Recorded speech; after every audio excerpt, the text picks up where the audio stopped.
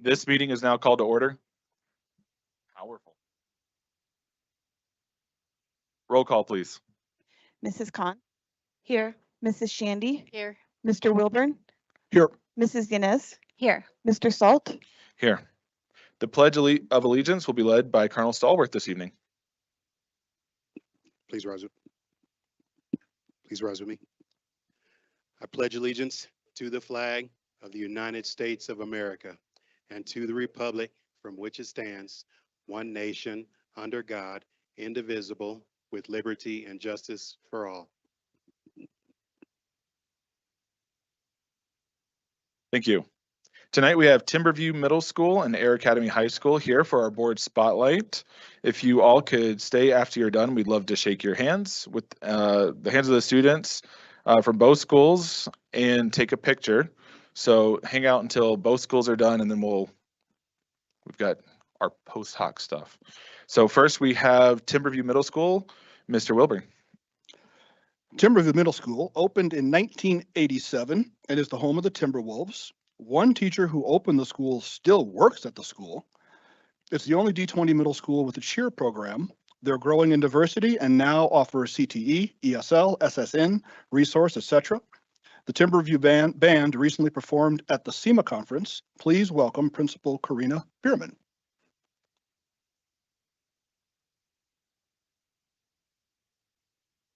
Hello. Hello. Hello. Testing. Can you hear me? I just can't hear myself.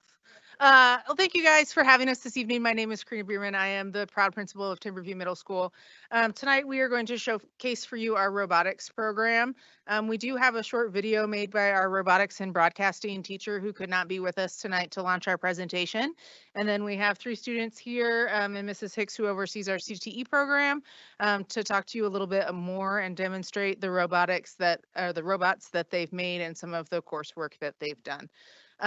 Before we jump into the video, I just wanted to share we launched Project Lead the Way Robotics 2 years ago. We now also have a robotics club who competed this year at several competitions in Denver. In our first year, we took 3rd place. We did not make it to nationals, but almost. It's our goal for next year. And between the 2 programs, we've raised about $200,000 in grants over 2 years. So we are super grateful for our community for donating to these programs and helping us launch them. And Jamin and the CTE folks have also been super helpful, but it's an awesome opportunity for our kids to get some hands-on real-world experience that will be the future of our workforce. So without further ado, I'm going to direct you to the video first of Mr. Fogel explaining a little bit about his work.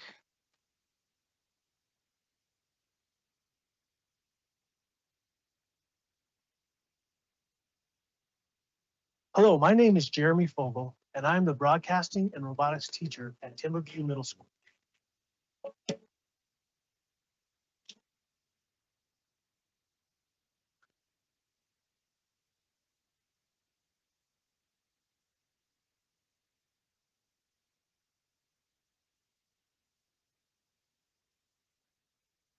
I started teaching in 2019 and taught 6th and 7th grade social studies for 3.5 years.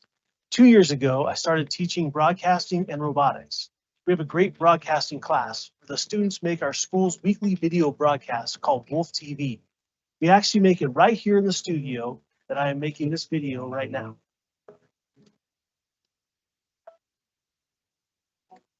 Hello, Timberwolves. My name is Caleb. And I'm Bryce. And welcome to Wolf TV. What's your favorite vacation you've ever been on? Probably to London.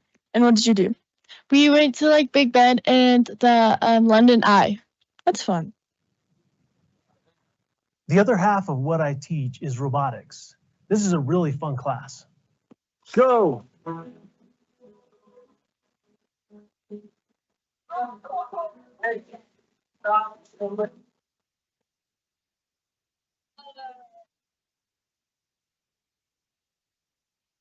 Two years ago, when I applied for the position, I talked with my principal, Mrs. Bierman, about adding robotics. I went to Project Lead the Way and was trained in robotics and automation in the summer of 2022. As you know, any startup program costs some money, and robotics is a big investment that is well worth it for student learning. With the help of funding from the district CTE and Timberview to purchase materials, I started a robotics program with one 7th grade class last year. This was a pilot class to put together some of the curriculum from Project Lead the Way into practice in the classroom. Over the summer of 2023, I applied and got a grant to add more equipment and robotics parts to really launch the program. This year, I have an 8th grade class called Robotics 2, a 7th grade class called Robotics 1, and I do 2 weeks of introduction to robotics in my 6th grade classes. There was a lot of work involved with lessons and curriculum from Project Lead the Way, putting together the lessons in the classroom and trying them out with the students to see what works and what needed to be possibly changed or adjusted. Also, sorting and getting all the toolboxes and parts put in bins and containers to be ready for class. Something that I'm really excited about with robotics is the hands-on learning experience for students. Students get to try and build projects with their hands and see them come to life in the classroom. This is great for kinesthetic learners and works well with most all types of learners. Another thing that's real exciting for me is the projects in the class are designed like a real world situation job bid. For instance, the 8th grade class builds an elevator and presents it to their company, myself, to win the bid. Just like a real life construction or engineering company, you have to put forth a competitive bid for the job. Everyone gets a grade, but the winner gets a prize in the class. The Robotics 1 class builds mechanisms, windmills, and pull toys. The Robotics 2 class gets to use motors and programming to make race cars, elevators, mechanical toys, and robots. Each of these are a bid with a prototype like the ones you see here before you. It is really exciting to see the hands-on class combine mathematics, coding, engineering, the design process, building prototypes, using automation and even remote controls, and having fun in the learning process. Thank you for your time today to hear about our robotics class here at Timberview. We have invited a few students to talk to you and demonstrate some of the class projects we have done. Please enjoy.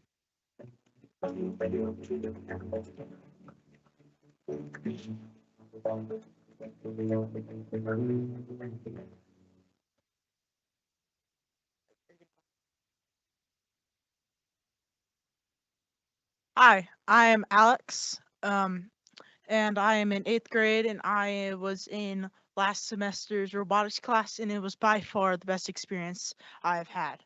And this is because I've built multiple little toys that I never thought were possible. And through these experiences and problem solvings, like, oh, the base is too big, it's just given me a way to think around problems and get a better understanding of how to solve problems. For example, this year we built an elevator, and this is the same one in the video. And instead of building a pull toy, show it to them. Build like a pull toy. Like we added a rail and a gear, which as the button presses, it goes up instead of just because we figured out that a string always isn't reliable. We also built a robot that's automated to a controller. So every time we press a certain button on the controller, the robot goes in a certain direction, as you can see. But some of the problems we faced with this is the claw is not the same one in the design of the direction manual. And this was a big problem because we had to work around the metal pipe that's in the metal pipe that's in the claw that's preventing it from attaching to the gear, and we added a smaller gear. And the 7th graders this year are doing the windmill, which is a combination of the mechanisms. And a really cool thing about it is it can spin. And that's the use of the chain drive and the bevel gear, which it's really cool because it shows you what you can do with all this knowledge on mechanisms, which to some would just be a boring like topic. Yeah, we turn it into stuff like this. And the coding assignments are also really cool because they allow us to figure out how to solve problems like in the coding, because sometimes the code that you say go forward, it goes forward, but it shows you a problem in your mechanical. Or you say go forward and turn right, but you didn't say go turn right 90 degrees. It just turns right and continuously spins. And that was a really fun problem. We also had to use trigonometry for one of the courses we had to use with the green robot to figure out how to grab a cup and place it into a square box. And that was fun, but then it was challenging to figure out how to code trigonometry with block coding. Yeah. Yes. So, thank you. My name again was Alex and I'm in the 8th grade. Ella.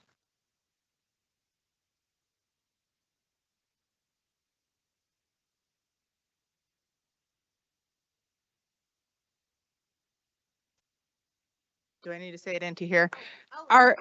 Our representatives are Alex, Daria, and Eleanor. Daria and Eleanor, do you have anything else you'd like to add? Awesome. After the students are done and you guys are released from behind the place, we'd love to let you try our robots out and the students will help you do it. Thank you. Thank you. Great job. Next, we have Air Academy High School, Miss Yanez. Okay, go Cadets. Air Academy is the original high school in Academy District 20 and is the only public high school located on an Air Force base in the United States. Please welcome a really super terrific human, Principal Dan Olson.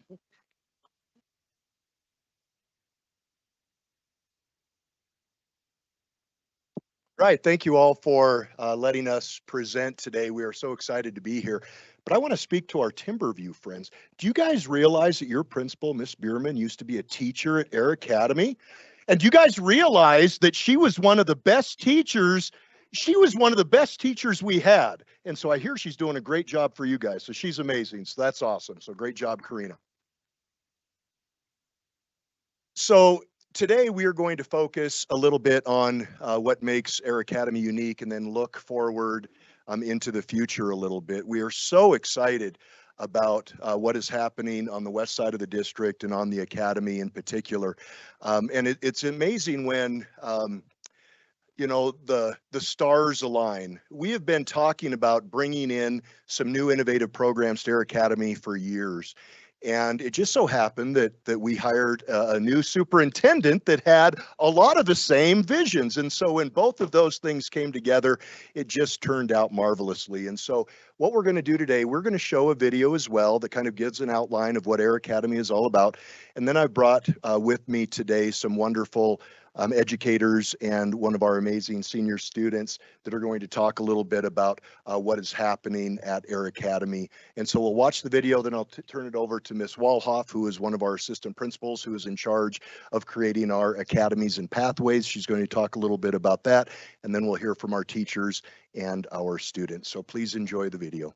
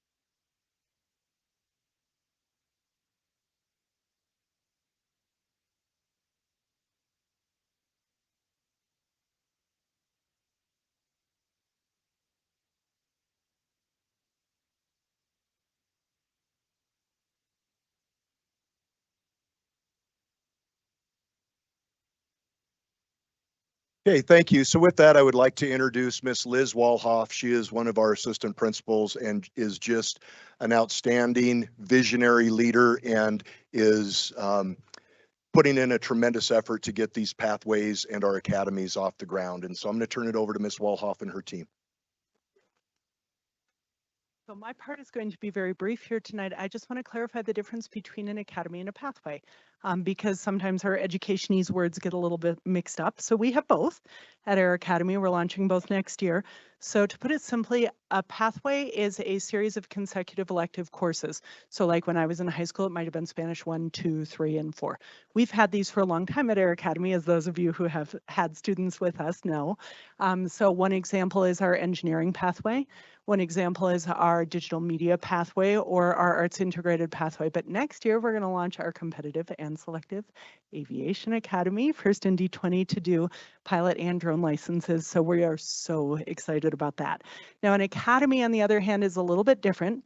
It's like a school within a school. So a small cohort of students who already know what they want to do and they want to dig deeply into it and spend a lot of their day doing that.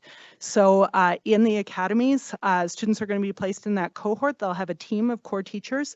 And the difference being that the core teachers try to cater that core content to still meeting the standards, but also looking at how does that fit with the career pathway, that the career academy that the students might be interested in.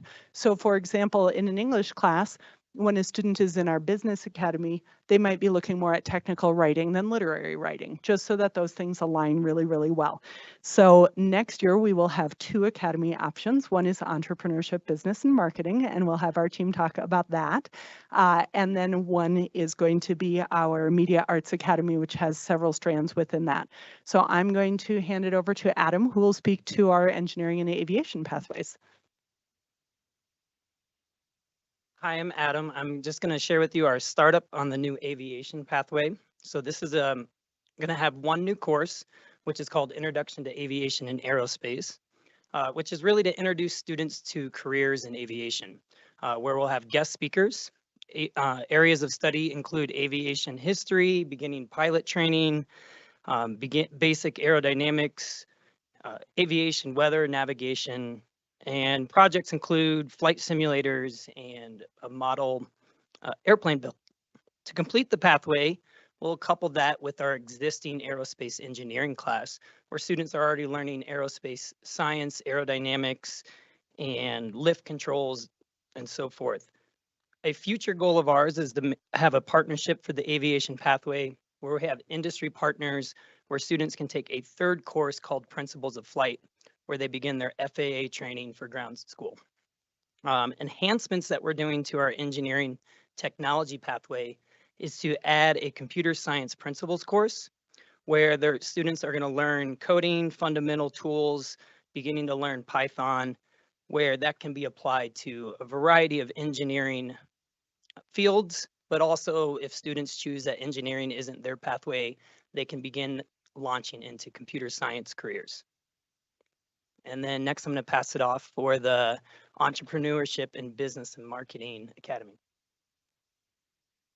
Hi, I'm Allie. I teach business, and I'm really thrilled to talk about the robust business program we already have and then adding to it. Our students this year have started their 3rd student-based enterprise student-run business.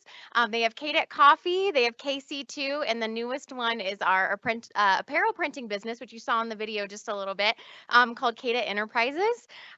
We have given work-based learning. It's so important, and we've given it to hundreds of students, and we're ready to take it to the next level and kind of move along the work-based learning continuum, which means not just learning about work and doing those things at school, but learning through work and at work with, internships and starting businesses. So, we are so excited to have this dedicated academy time to really focus on entrepreneurship, because we do have a lot of entrepreneurs at our school, and getting them set up for that. But I would like to stop talking now and pass it over to the exciting one, which is Abby Weaver. Abby is a fierce leader at our school. She is also a leader of Colorado DECA. So she leads DECA from the state level. So if any of you, some of you are nodding your head, it's a pretty big deal that she does that. She's also just a brilliant woman who I admire a lot. And she actually made those hoodies that are on your chairs. So without further ado, Abby Weaver. Hi. So as Miss J said, my name is Abby Weaver and I'm currently a senior at Air Academy High School. And I can really say, especially having siblings at multiple District 20 high schools, that Air Academy is truly the best place to learn, especially about business. Since starting these business classes my freshman year, I truly have felt so equipped, not only as a student, but also as a person. I really feel as though Air Academy business classes are the perfect place for me to also not only learn, but also to make mistakes. You know, I feel free to sort of make these mistakes and feel even that much more prepared for the real world. And I also have never truly felt like a student within our school-based enterprises. I've always felt sort of like a business partner. We're given a lot of creative freedom, especially with our new SVE. That printing press has been super fun this year. And we're given a lot of creative freedom as students, which I think is something that is sort of rare within high school. You know, I got the opportunity to make you guys those hoodies, which was so much fun for me. And I just really think that all of the opportunities that Air Academy has to offer is unmatched, especially within this business program. I was equipped with skills not only to be the president of our chapter, but also to run for that state office position, which I seriously don't think I could have done without the help and guidance, not only of my business teacher, Miss J, but all of the staff at Air Academy High School. So thank you, and I'll pass it on to Miss Klosterman.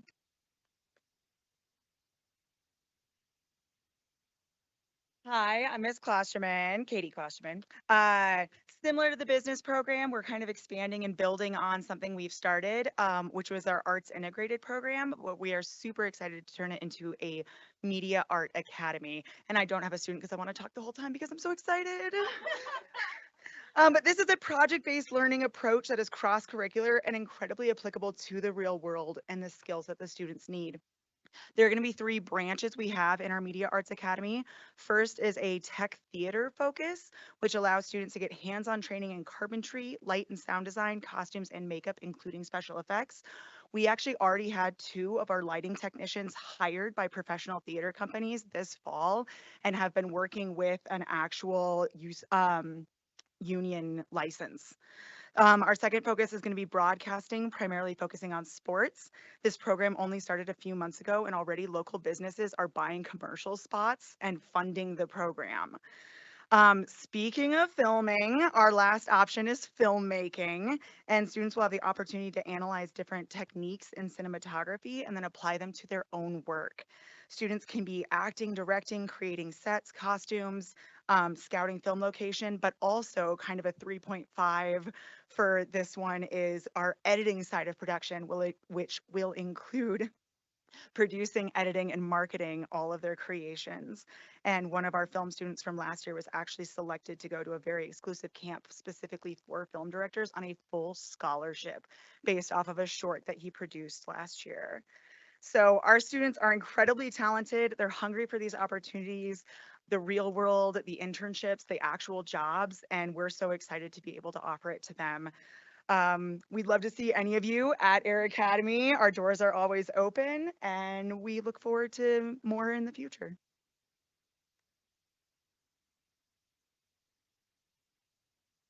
Thank you for allowing us the opportunity to present today. And once again, I just want to thank the Board of Education and Superintendent Haber for all of the support and visionary leadership to set these plans in motion. So thank you all and enjoy the rest of the evening.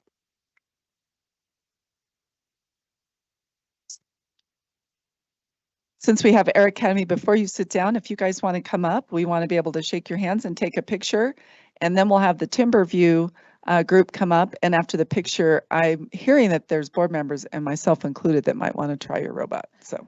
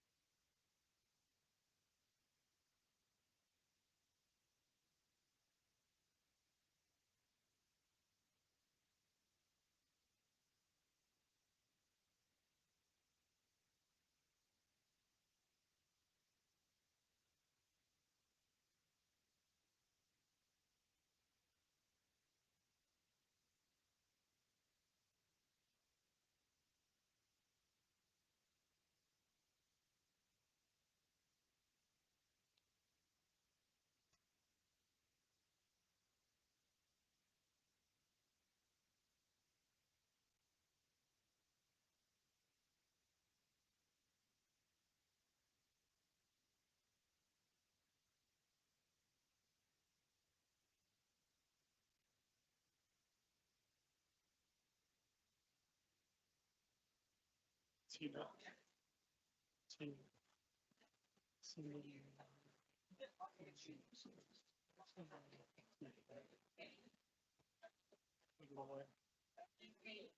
you can't do that on property.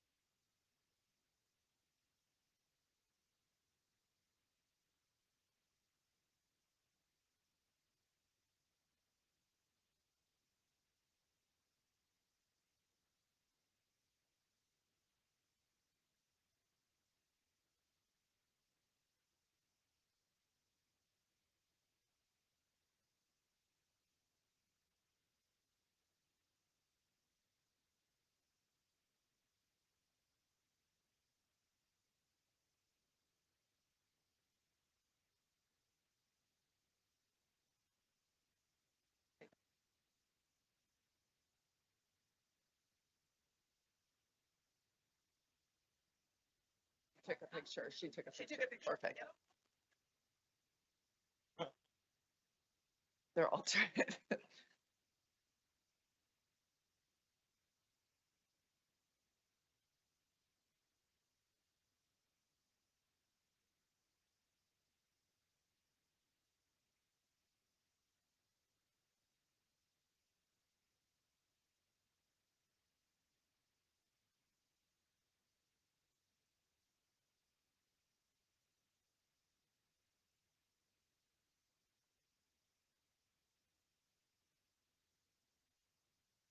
Maybe they're hiding in there somewhere. I do. I don't see her, but there's a lot of people, so. You know, if they're not here, we can skip it and come back around. Yeah.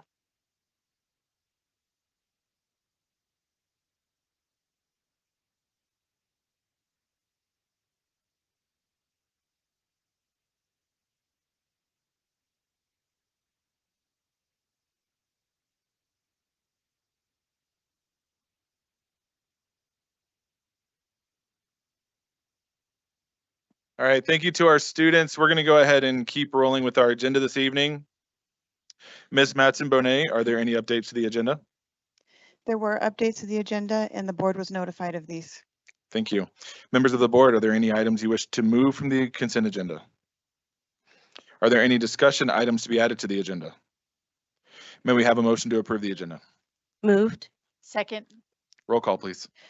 Mrs. Cons, Aye. Mrs. Shandy, Aye. Mr. Wilburn, Aye. Mrs. Yanez, Aye. Mr. Salt. Aye. The board quote this evening comes from Colonel Stallworth. Thank you. So the quote for this board meeting is, "Do not follow where the path may lead. Go instead where there is no path and leave a trail." And I love this quote because in a world that's kind of full of groupthink right now, this speaks to innovation and creativity, independence and individuality, and taking a positive approach to challenges, all of which are fundamental components to leadership. Thank you so much. Great quote.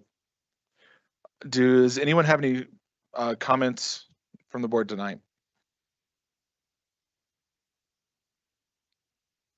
Gio? Me again. So I just wanted to let everybody know, particularly in this District 20, that Air Academy and Douglas Valley, here in beginning in February, the Air Force Academy is going to change its security posture a bit. And so you're probably used to coming on during a certain time, we call it direct flow, onto the base over a certain period of time when the gates get backed up. That is absolutely not how we're supposed to do business, and we're going to correct that.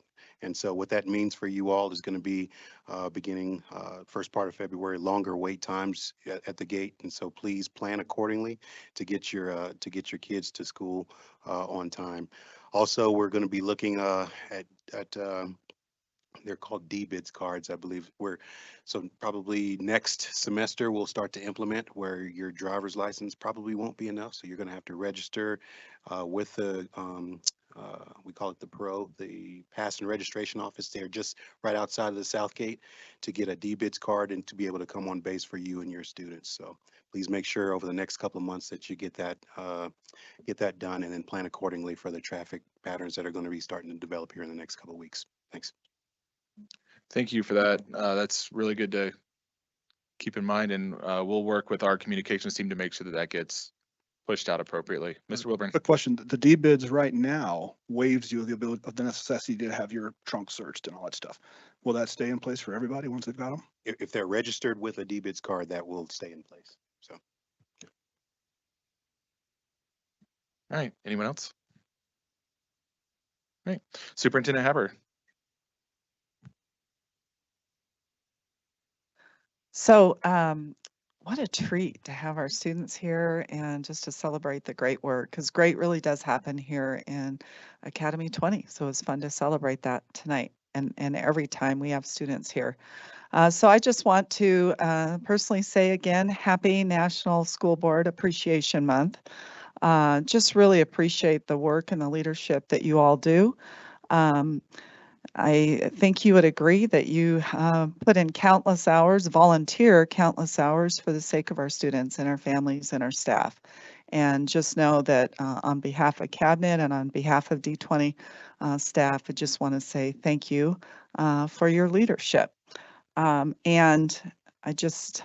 there is our last photo. And I did have an opportunity to work with Allison to put together short videos, just thanking you and just reflecting on some of the work that we've done. Academy District 20, Team 1, please join me in extending a big thank you to our Board of Education as we celebrate National School Board Appreciation Month. D20 Board of Education Directors Aaron Salt, Nicole Kahns, Amy Shandy, Derek Wilburn, Lauren Yanez, and Colonel Chio Stallworth are dedicated volunteers who are passionate about education. They set our North Star, the board ends, which drive our actions as a district to provide a high-quality education for all students. Together, they spend countless hours ensuring that our students have the knowledge, skills, and character to be successful in an ever-changing world. In the coming weeks, when you see our board members, please thank them for all that they do and their commitment to D20.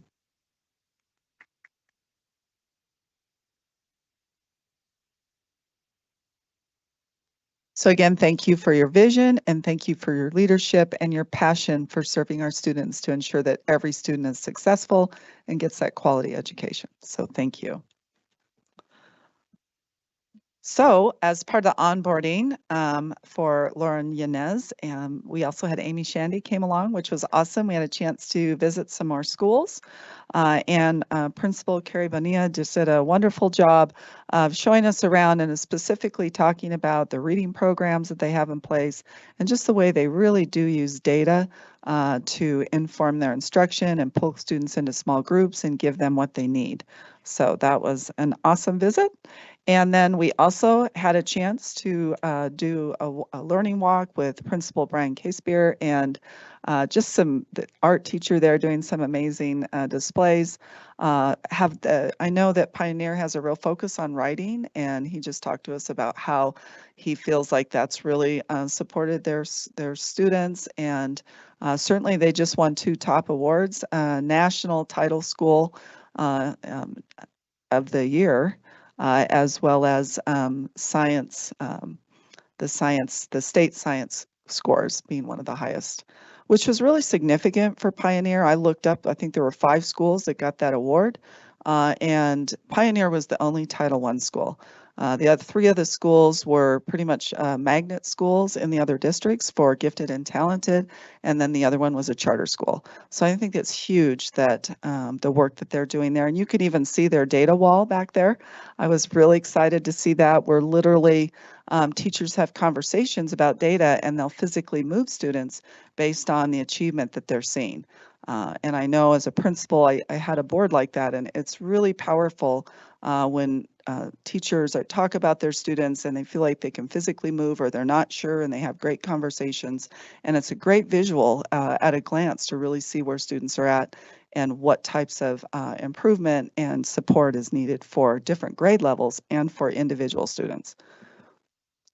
We had a chance to go to Mountain Ridge Middle School, and we got a nice band concert, which was fun. And Principal Jeff Stirk was really excited to show us the result of one of the bond projects. They have a stage now, and that was exciting to see. We went to Pine Creek, and Principal Tracy Carmody walked us around, and this is a picture. The lighting, I took the picture, didn't quite turn out, but these are choir students, and they were practicing for the first swim meet, and they were going to sing the Star Spangled Banner. So we had a chance to hear them sing too, which was awesome, and actually pretty good acoustics there in the pool area. And then recently, just yesterday, I spent a day at the Capitol. It was CASE, which is our statewide administrative association, and Liz Walhoff was there along with social studies teacher Rick Thiel, and he is going for his administration degree as well. And I had a great chance right before the House of Representatives session started, which is what I had a chance to observe. I had a chance to speak with Representative Wilson and Representative Pugliese. And I think Becky Allen, our Chief Financial Officer, is going to talk about this a little bit more soon. But there was a proposal to change the state formula for funding, which would negatively impact D20 by a loss of about $11 million if that formula were to get approved. So I asked them about that, and thank you to Becky Allen. She gave me some good talking points for that. And both of them said that they would not support that, but I think that Becky and I will be working together with them to help them come up with another solution that maybe that they could propose instead of that change. And basically the change was due to wanting to, which I appreciate and agree with, making sure that districts that have a higher free and reduced lunch have more funds. But to take away from a district like ours, it's already funded 178 out of 178 districts in the state. Surely there's a different solution that we can come up with so that students are still supported in all districts without having to significantly negatively impact our district. And some of our surrounding districts here in Colorado Springs were also negatively impacted by that. But we had a great discussion, and Senator Lundeen came over and we spent almost about an hour. He was awesome. Just really appreciate his time. Had a great conversation around funding and some of his perspective around that. So it was really good. So I was really glad I went. And there was no snow, which was really nice. I was thankful for that. And also just spending time with Liz and Rick too was a great time to get to know them better and find out even more, like we learned tonight, around what was happening at Air Academy. Congratulations to Jordan Pruitt, who is a 7th grader at Discovery Canyon Middle School. He's been named the African American Youth Leadership Conference Student of the Month. He was recognized for his passion for academics, compassion for others, and love for animals. Jordan has a 4.0 GPA and has been taking math classes 2 grades ahead of his normal level and 3 years in a row. He is also a peer leader in the Sources of Strength student program, active member of the Boy Scouts of America, and the Greater Pikes Peak chapter of Jack and Jill of America Incorporated. So congratulations to Jordan.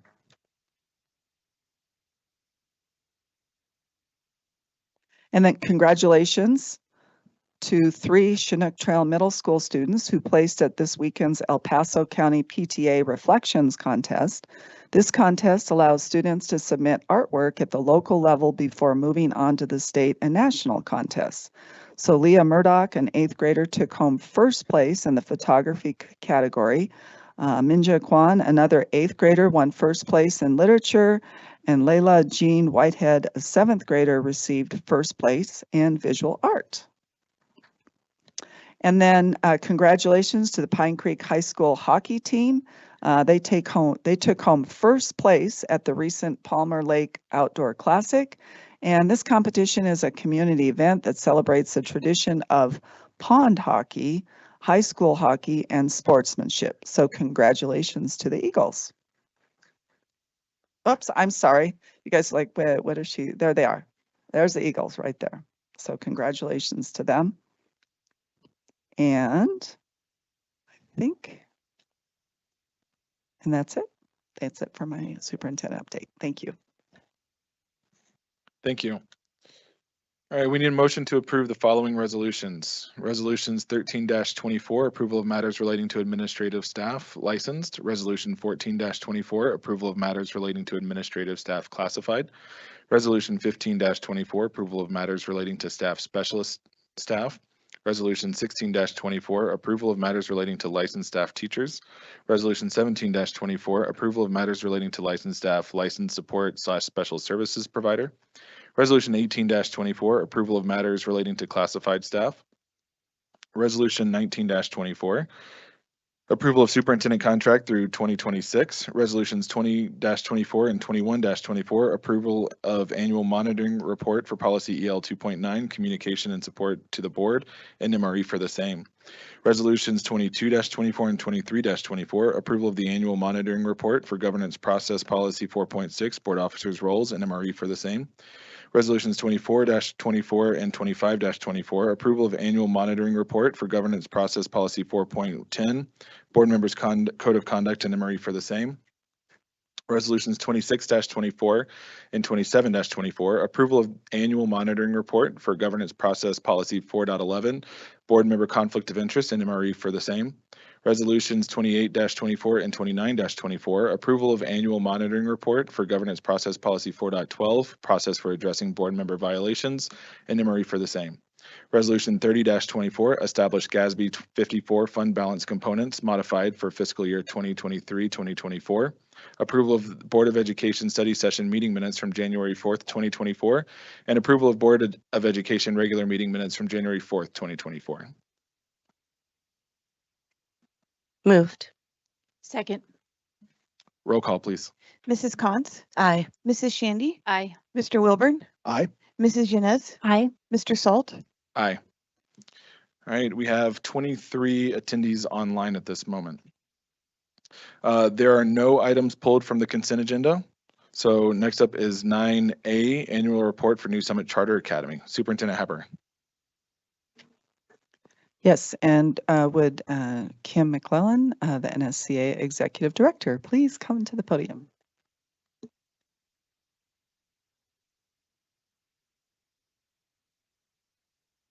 everything on? Okay. Am I on? Hello? Okay. Well, it is so good to be here. Thank you so much. I am pleased to present this year's annual board presentation to the Academy School District 20's Board of Education. As we celebrate our 6th year of operation, there is so much to be grateful for. In tonight's update, you will hear about significant celebrations throughout my update tonight, including some highlights concerning our governance, finances, operations, and academics. I'd also like to express New Summit's gratitude to Superintendent Haber. Did I pronounce that right? I'm always trying to practice that one. And her leadership team. As always, we are thankful for the support and sense of community and belonging that the district staff has always provided to New Summit Charter Academy. In your board packet, my report is broken down into various categories. These categories include information with governance, finance, operations, and our academics. So I'm going to just present a few highlights to those. And I see that my PowerPoint is up there. So,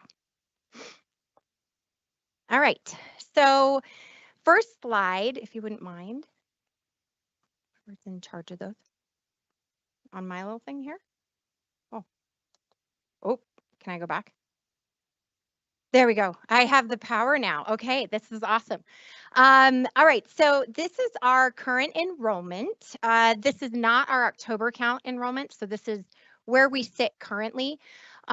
This is also one thing I want to point out is that 5th grade class that you see there, those 90 kiddos, those were, many of those students are our original kindies, and that is one of our highest retention grades. So it's nice to be able to kind of track that grade level, going from all the way back in kindergarten, Mr. Salt, and seeing that come throughout the years. Now, this next year will be a big year. I actually just left New Summit. We had our information session tonight, and middle school was just about ready to start on their information session. And so we'll see what that retention will be like going from 5th to 6th grade, because that'll be a big telling year right there. So I just like to point that out because we do like to follow what I call that bubble group and how they're retaining year over year.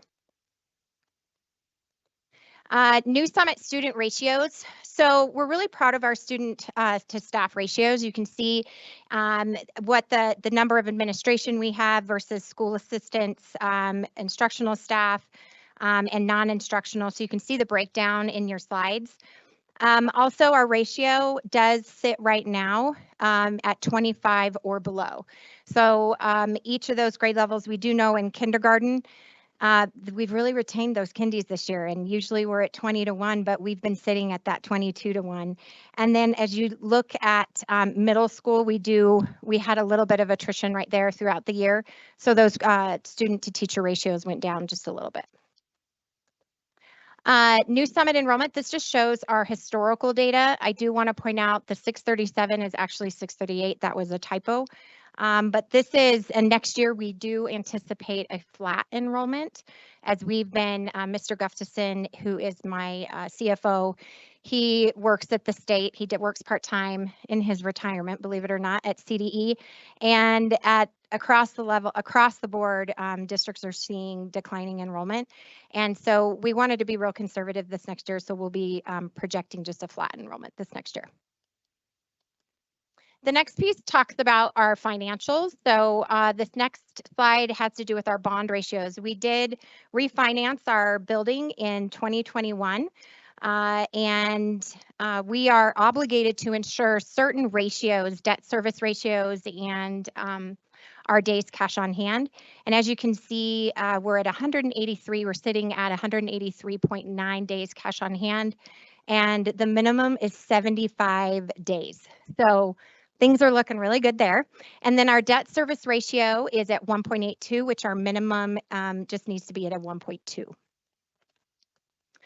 Mid-year financials, also just to show you what we're obligated to show in our appropriation each year. So we are sitting at just a little over $14 million in our total appropriation. Also in our mid-year budget, we did over-project this last year. We projected 680 students. We had about 42 students less than that at October count. So we did have to, this meant we needed to go line item by line item and really cut the budget in different areas that needed to make up that loss. We knew that our goal was not to cut at the classroom level or cut any staffing. And I am proud to announce on the next page that we were able to balance our budget in our mid-year approved budget, amended budget that we had. But because of our budget discipline, I will say this is a theme that I bring up all the time with our board and with our staff, is to have budget discipline that we continually practice year over year with New Summit. So our amended budget, we were able to make that goal. We are at the best financial position we ever have been at New Summit. Our fund balance increased $587,000 in the fiscal year 2023. And as of June 30th, our total general fund balance and cash on hand was $3.1 million. We have been blessed, completely blessed, and increased revenues and able to yield some higher investment income that we all know that if you're investing in Colo Trust, that there's some good percentages there. So we've been able to yield some good returns in that as well.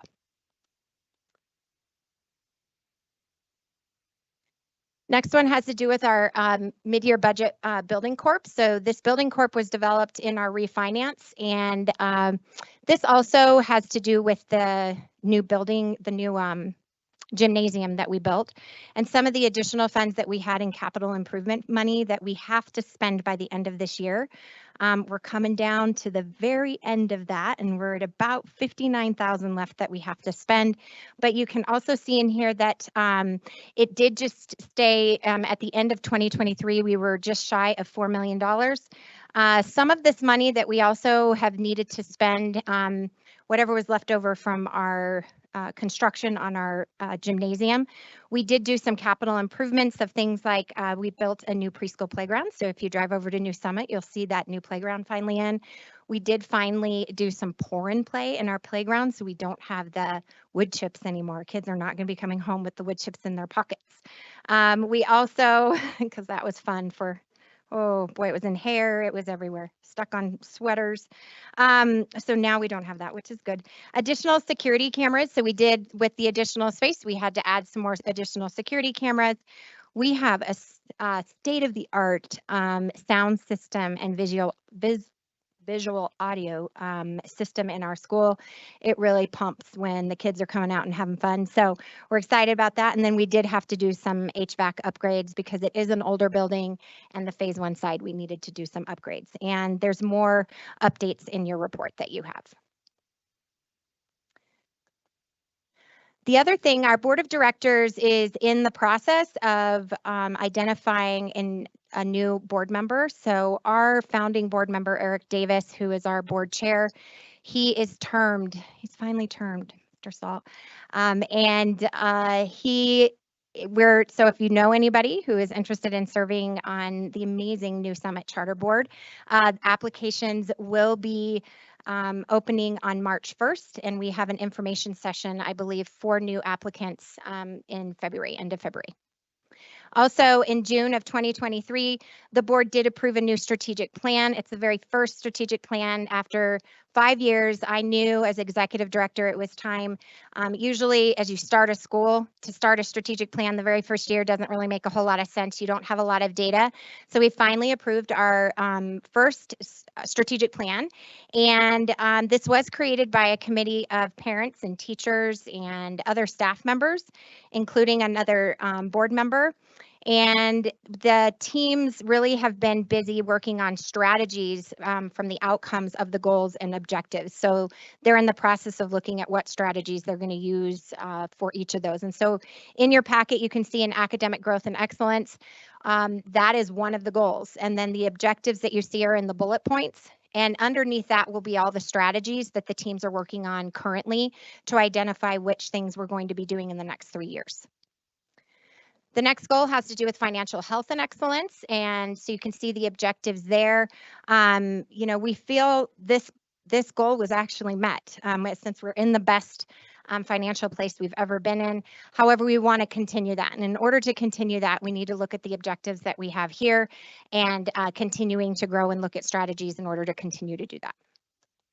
And our operational development, we knew that as our school grows, we are past that 5th year mark of being a new school. And so our goal is really around the operations that look like what it's going to be ahead and in the future of 10 years and beyond. So these different objectives that you see here in terms of staff and retention, attracting and hiring excellent people, establishing an efficient and sustainable school operational model. These are standard operating procedures that we are still continuing to build as we've been growing. And even things like a succession plan, having an emergency leadership plan. So in case Glenn always calls it the bus test. And what happens if something happens to me as the executive director? We need to have a plan in place in order to have a sustainable operational model. The next one is school environment excellence. So this looks at enhancing community partnerships. One of the big areas here that we've really been focused on is that secondary campus alignment and looking at what our middle school, because the more those 5th graders coming into 6th grade, we want to continue to keep them through 8th grade.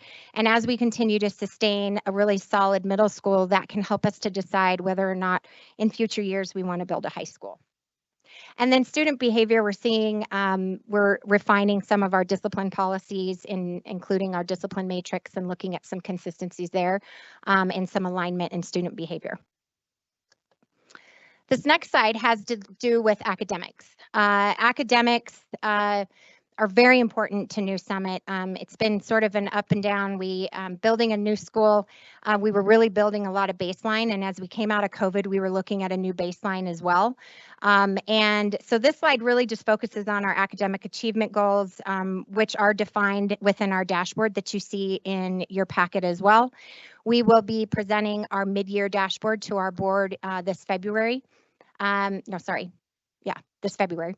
And so we'll be able to see all those mid-year results and see how, but looking ahead, I know we're already seeing some really big improvements. Even just seeing our Dibble scores that just came out, we were able to grow in 3rd grade by, I believe it was 5 points. And it's exciting to see that that improvement.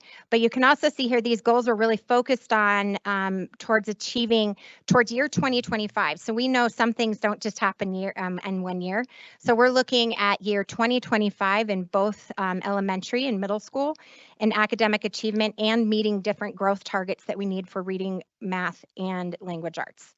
I won't go through and read all those because that'll take forever, but I want to get to the exciting stuff, this amazing new gym that we have over at New Summit. If you haven't had a chance to come and look at it, I want to thank President Salt for joining our ribbon cutting. And the precast, we did decide to go last minute as we saw the steel and wood it's amazing the things that I've learned in construction over the years with New Summit. But we did learn that steel and wood was very expensive. And so we decided last minute to go with precast, and we're so glad we did. We even got to see some of the slabs being poured in Brighton, Colorado. And then it was quite the feat for a whole week. And the kids loved seeing the big cranes come in and bringing in the big slabs. And we're just really pleased with the decision that we made with the precast. We did have what we call the Great Flood of New Summit, not just once, but twice. And I'm not sure, oh, it looks like, oh, here we go. The Great Flood of New Summit really kind of delayed things, but it definitely showed some character of New Summit, and that's perseverance. We have persevered through so much over the 5 years. And as you can see in this one of these slides, all of the beautiful hardwood floor had just been laid and had been sitting in the gym, sort of, you know, where it has to get used to that climate. And in came on, the first flood was January 21st. And it was so big that there was water, like literally you could step and the water would just come up and over. This was, you know, Colorado saw a lot more rain, and people were like, well, why wouldn't the construction company have known? Like it couldn't. Well, we didn't anticipate all of this rain. And so some of all the concrete and the parking lot hadn't been poured yet. So the runoff from even the apartments above us had come nicely down and just poured right into the stairwell of our gym. And well, water is pretty powerful. So luckily, I will I'm going to put a big shout out to Legacy Renovations. They were heroes in this whole situation. In about 2 hours of them seeing the flood, they got on the phone and were able to talk with a company who had the wood on hand for themselves, but they were delayed. So they let us use that wood to replace it so that we could get going within a 2-week period once everything was dry. Then September 10th came by and we had another flood. Our sump pump had been pouring water back in because it didn't have a sensor on it. And just some things that we learned through the process, and that came into even other part of our school. But never fear, we still finished in October, and the Legacy Renovations were fast at it and getting that floor in. But it seemed as though every time we scheduled a ribbon cutting, we had a flood. So we stopped scheduling the ribbon cutting and we waited until after the gym was done. So the Great Flood showed lots of perseverance and a lot of learning experiences for me and how sump pumps work and different things like that. So another thing, so then you can see this it was well worth the wait. In these pictures, it doesn't even do it a service. Our Yeti is proud in the middle, and all of this color is from the stain that they did in the hardwood floor. So I encourage you to come by and see how beautiful this is, because this was a big hole that was dug and it was sitting there for a year, and now it's this beautiful gymnasium. So we have a lot of celebrations with New Summit, but a couple of the highlights: we are a national showcase school, again, 4th year in a row. We just applied for our 5th year, so we'll see with the outcome of that. One of our first graders also was recognized as one of the best and brightest award recipients in Colorado Springs. If you didn't get to see her on KOAA Channel 5. She was quite adorable. And so we're really excited about that. She really made New Summit look spectacular. And then with our new gym, we were able to host an indoor fall festival with over 2,500 people in attendance. So that says it also meets our mission of building an education community. And so we're not just about building a school, we're about building that community. And so people from the community were able to enjoy New Summit and a fun fall festival. We had over 30 student vendors from other homeschool programs from all over the city, in addition to 80 vendors that were from throughout the community. So that was really fun to see that happen. You can see this amazing video later on. I won't show it right now, but there is a video embedded into here that you can watch that just kind of shows some of the video footage from our what's happening in specials now and how much the kids are enjoying that gym. And then some other things with New Summit in action. You see our security officer here, Officer Sam. He We had a student staff member for a day, and one of our students got to be a staff member with Officer Sam. It was very, very cute seeing his security shirt on. And then we had our band concert, one of our first band concerts. We have a spectacular band teacher. His last name's Divine, and he is truly divine. You may see him locally and throughout different places throughout Colorado Springs playing the saxophone. He even plays the saxophone right before staff meetings, and he goes in and plays it at lunchtime for kids. And he's taken some kids who've never played an instrument before, and they're actually going to a competition now in less than a year. So he's a phenomenal band teacher. And then choir concerts finally in our amazing gym, and then just showing some pictures of our middle school home ec class. Next slide is Jennifer Reisig, our principal, getting wet. We have an annual summer carnival, so all of you are welcome to our summer carnival. It's a lot of fun. We have board game clubs. We have a karate class for middle school. And then, as always, the annual Halloween costume that our all of our office staff does. And this year we were old people, and it was really fun. So next year, we're already picking out the costumes for next year. So we have a great team. In summary, we just have a really great team. We have a wonderful school, and we're just so thankful to be a part of District 20. Any questions? Board, any questions? Mr. Wilburn. Thank you so much for this. This report is incredible. Thank you. It's apparent you and the board put a lot of time, work, and thought into this, and it's remarkable. You talk about the win time in the report, which I'm really curious about that. So it appears under staff development, not student, which is good. Is that something that all students, or is that on an as needed basis, or how does that work? No, so it's a school-wide, what we call a what I need, and 45 minutes a day at the same time with all grade levels. All the students, it depends. It's very individualized for our students too. So if they need some extra reading time, they might go to reading intervention. If they need some resource time, they go there. If they also within grade levels, they may go from a different class to get some more individualized interventions and support. It might be in math, it might be in reading, maybe some writing, but it's a focused 45 minutes. And then at our middle school, they call it a win with a Y for what Yetis need, because they know now the middle schoolers are very much about the team aspect and whatnot. Okay, so it's 45 minutes daily. The financial picture is remarkable. Would to God that all schools were in your shoes. With close to a $600,000 revenue plus. Yes. Mention is made in the budget. You touched on it from the podium about the high school building fund.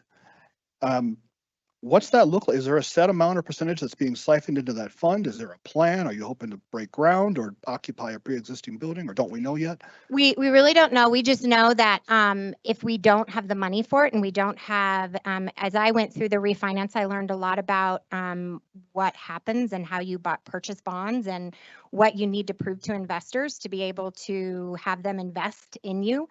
So that comes with enrollment, but we also have to have money prioritized, because high schools are not inexpensive. Many times elementary schools and the middle schools kind of help support the funding of a high school. And as a charter school, there's a lot of costs, and we can't be a full comprehensive high school right off the bat. The plan for that is very much let's start putting money away so that we can start prioritizing that. And so we put the board has decided this last year we put $250,000 into the fund to start building that. But we do know that we need to, one of the goals is to have at least a couple million in there before even considering and setting out to investors and seeing if we can get bonds or find land if we need it and whatnot. But I do believe that our middle school is going to outgrow as well. So we're going to need some additional space to put the secondary, so that we can have a secondary campus versus just an elementary. But that's years down the road. And we know with percentage rates right now, interest rates, nobody's refinancing right now. Tell me. And along those lines of the middle school growth, the report mentions your intent to return. The most recent should be available on or about the 26th of this month. Yes. Can we get our hands on that when you get it? Absolutely. Okay. Thank you. You guys are doing a great job. Thank you so much, and welcome to the board. We appreciate you and your servant. All right, Ms. Collins. Kim, thanks for being here. It's good to see you. You too. On the larger document that you supplied us, not this slideshow, page 10, you talked about recommendations you're working on for increasing the safety effectiveness. Oh, yes. So can you just briefly mention? Let me go over here really quick and see what So some of the recommendations that we have been working on are actually, we did just redo, there's a door that we need to redo. We've been looking at numbering the outside when you, from like, so that if somebody comes in, that you can say, go to door 1 and they can see it outside. We also needed to put room numbers on the inside of our doors. There's things like we needed to put some more tint on a few of our at-level windows, like you see over here. Oh gosh, there's tons more security cameras that I mentioned that we needed to have. Those are just, and we're going to be putting in money for a safety and security grant, and we're changing all the locks on each of our doors because right now our locks, teachers have to keep them locked and they have a magnet that they pull for lockdowns. And so we wanted to it's very expensive. They're like $150 a piece. And so we're putting in a grant for new locks on all of our doors as well. Thank you for sharing that. Sure. So let's talk about the nitty gritty, just the ups and downs with growth and achievement. And I love you guys. I'm super proud of you. But I just want to talk a little bit, or if you can talk about what you're addressing with your staff to, improve those outcomes. Oh yeah, absolutely. Year over year. One of the areas, we did just do a new instructional coach. So this is our first year for an instructional coach. And so she's going around and really identifying different specific needs for teachers. We also just became a certified mentor program. So we can do an induction program through our own school. So now we have a better mentorship program. They also have a better professional development plan. We did also adopt just a new math curriculum because we knew our math scores were definitely lower than we wanted, and we realized that Singapore math wasn't meeting the needs of our community. So we did do a new curriculum adoption, and it's Eureka Math, and it is, our teachers are loving it. They really appreciate all the tools that they have. So we're hoping, there's an implementation dip with new programs, and so we're really hoping to see that in the next year improve. We did see District 11 had adopted the same math curriculum, and their math scores definitely skyrocketed this last year. So we're looking at pieces like that. There's also some additional trainings that we're encouraging staff to be able to be more individualized versus staff sitting through professional development that may not apply to them. So really working through that. And then additional pieces with streamlining our evaluation system. We realized that as a part of our growth and some of our strategic plan that we needed to align our evaluation system and look at that a little bit better than what we had done in the past. All excellent. So thank you for going through that. Final question. Do you feel like the staff has, because you invest so much in capturing kids' hearts, which I love how it aligns with our board ends, our character ends so much, do you feel like the staff has the capacity? They have the skill, but do they have time for all the new instructional coaching? I don't know how much time capturing kids' hearts is taking. So capturing kids' hearts is just who we are. Okay. It is, it's a process that it's not a curriculum, it's not a program. Because when you think of programs, you think of, oh my gosh, all these things I've got to learn. Right. It's really a process. Okay. And it's what we have process champions that are embedded throughout each of the different grade levels. And so they're teacher leaders who help support the teachers in, okay, am I asking the 4 questions when a kid's doing something wrong? It's, what are you doing?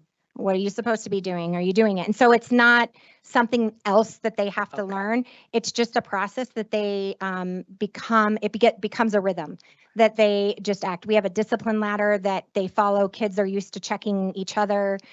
We do timeouts. Like if you're sitting in the gymnasium and we have to get the whole entire room quiet, everybody does a timeout. That's a process that we use, and everybody's able to identify that. So I don't really feel that it's another thing. There's some teachers who, you know, if they haven't gone through the training and they come in mid-year, we're really prioritizing them getting that training and how do we support them. Social contract is a process that it's always there. It's what we've always had, and kids know what that means. So I don't really feel like it's another piece. It's just something that it's what we expect. It's a who you are. And it's like who I am at my core. I don't just put on a coat every day I walk into school of capturing kids' hearts. If anybody knows me, I know even some of your leadership team knows me. I live and breathe by capturing kids' hearts because it's just who Kim is. Right. So, right. Well, that explains it so well. So thank you. I Yeah. just wanted to make sure that they had Yeah. the space to take on Absolutely. all the new mentoring and coaching Yep. for the academic achievement. Yes, So you absolutely. explained it great. Thank you so much. Yeah.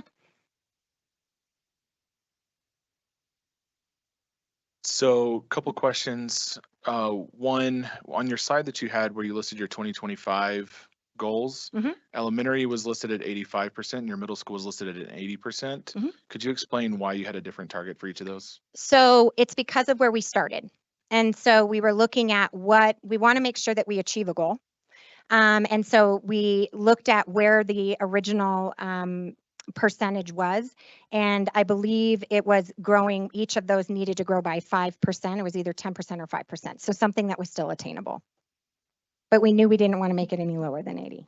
So, Sounds good. Thank you. yeah. Board, any other questions or comments? All right. Thank you. Yeah, thank you guys. Is this picture in the lower right corner how much you've all aged since the beginning of the school year? Yes. And notice I got a little Botox since then. Next year, I think the theme may be sitting on the ocean theme. Not really sure. All right. Thank you. Next is the District Accountability Committee review of site plans and unified improvement plan. Superintendent Heber. Dr. Susan Field, Assistant Superintendent for Learning Services. Thank you. Well, good evening. It's always a pleasure to give the board a report about our fabulous District Accountability Committee here in District 20.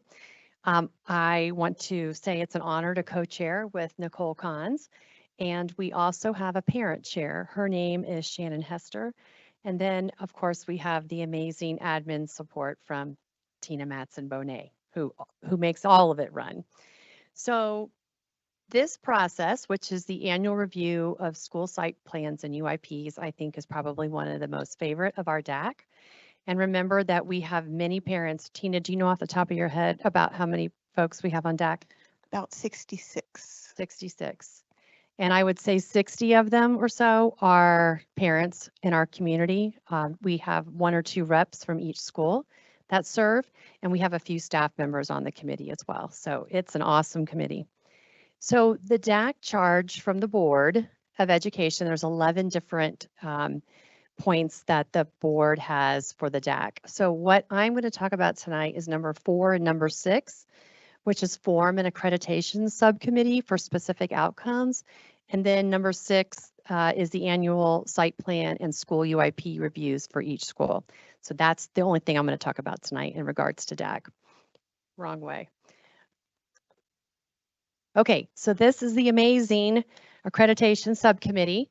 In August, when we all convene together for the first time when school starts, we seek volunteers. We have 2 committees on DAC. We have the budget subcommittee, which Becky Allen runs, and the accreditation subcommittee, which I run. So you can see that there are 14 members on this subcommittee, and I know it's kind of small, but we have parents, we have lots of parents, we have a community patron, we have an administrator, myself, just a nice mix of folks on this committee. And we start meeting together in September. And I'm just going to walk you real quickly through this process so that you can understand what we do. So the accreditation subcommittee, what we do just as a subcommittee is we lead this annual review, which took place on November 14th. Each of the subcommittee members facilitate a small group that reviews a feeder strand of a school's site plan and UIP. And typically we have co-facilitators. So the 14 of us, like I did a committee by myself, but then I'll have a couple parents that will be paired up together. Then the facilitator gets to write up a feedback report to principals with feedback about the alignment between their unified improvement plan and their site plan. And then finally, the last thing this committee does, and we've already done that, is we review the accreditation handbook that guides schools through the accreditation process. It's a big handbook. It sits out on our internet if anyone's interested in looking at it. Wrong way again, sorry. So this committee met 3 times, the subcommittee met 3 times outside of DAC prior to November 14th, just to get prepared. I have several people who are returning members of this subcommittee that love doing this work and love leading these groups. So we were divided into 8 groups with facilitators and co-facilitators, and we always get back together again at the end and talk about what went well, what would we change. We don't have much to change anymore because we have done this for 3 years, and I feel like it's going really well. The principals really like it, and our parents absolutely love it. So the review process starts with the organization of the feeder strands. So all of the feeder strands are, we have them organized by feeder strand. We have the Pine Creek feeder strands split in 2 because there's so many schools. And then we have TCA has its own strand. And then we kind of have like what we call our alternative strand. So that's where Village High School is, where Village Middle School will be. We also have New Summit with that group. And parents that sit on the DAC sit in those strands. And so ahead of the actual November 14th meeting, we send out these 4 questions to our principals. We call it the principal template, and we have them just bullet answers. So the template comes back in to Tina, and they go out to the small groups about a week ahead of time. So all these parents have all of these templates that principals have filled out, so they're ready to answer questions or ask questions rather when principals come in to speak. What is very powerful about this is that this process used to be just a paper process where we would sit down in groups and we would comb through a 55-page UIP and comb through a long site plan that a school had, and we couldn't ask questions. And so being able to ask questions is very powerful. We also give the principal 20 minutes to come in and talk about their alignment to E1.1, E1.2. We also talk about how both the plans are aligned to support students, and then anything else they want to share. And it's amazing the information that our parent committee receives about schools. They absolutely love it. We have elementary parents that only have kids in elementary school right now, and they love hearing about their feeder middle school, their feeder high school, where their kids will be going someday. And they get to ask great questions, and they ask amazing questions. So then the accreditation subcommittee, the facilitators write up a report. So we create a template. It's not hard. We just tell them you don't have to write incomplete sentences with 5-paragraph essays, but you can write bullet points, which we appreciate.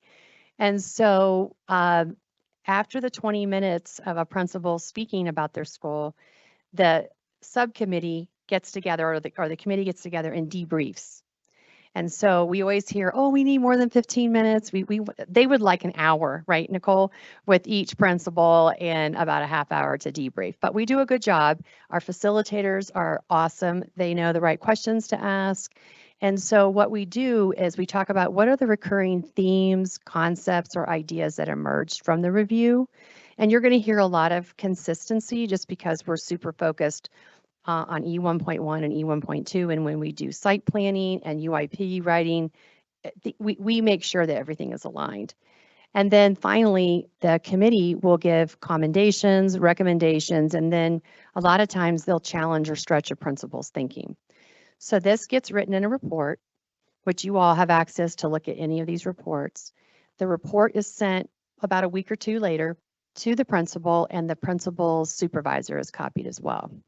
So then for me, I supervise 8 schools. And so I have been talking with my principals about, hey, what's some good feedback that you received? What are some things that you might consider? And so that's how it kind of loops back around. So the reflection, like I said, we reflect with principals. We ask them how it went, what could we do to make it better, and then the DAC also gives feedback on the whole process. And I think the biggest takeaway for parents, they walk away just so impressed with our principals and how meaningful and how hard they are working at their schools on the behalf of their students.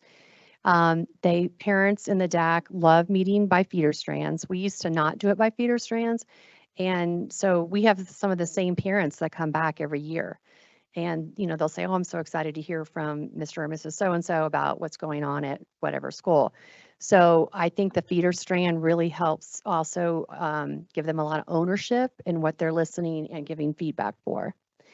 And then the committee really loves having the actual document a week ahead of time. Also, Tina does amazing work. She puts the unified improvement plan and the site plan from each school in board docs. And so everything is in board docs. If anybody ever wanted to go look at any school's plans, they could. In addition, she puts each school performance framework there as well. So it's a lot of paper to look at. But we spend a lot of time in DAC in September and October talking about all these different plans, talking about the work that schools are doing, talking about improvement goals. We spend a lot of time walking through that school performance framework that comes from the state, which is heavy. And so I feel like our DAC members are smart, they're educated, they know the right questions to ask, and you'd be impressed to listen to them ask some of their questions. So, and like I said, the DAC always wants more time to debrief and also just to spend with principals.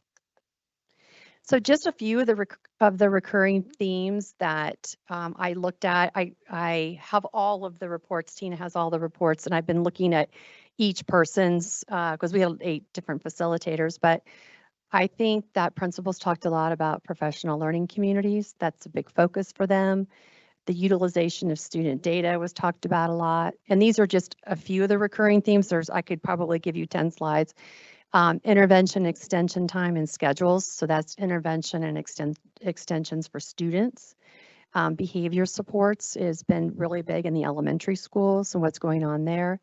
Sources of Strength campaign. So remember, Sources of Strength is one of our programs that we have in our middle schools and high schools, and it's student-led and student-led campaigns.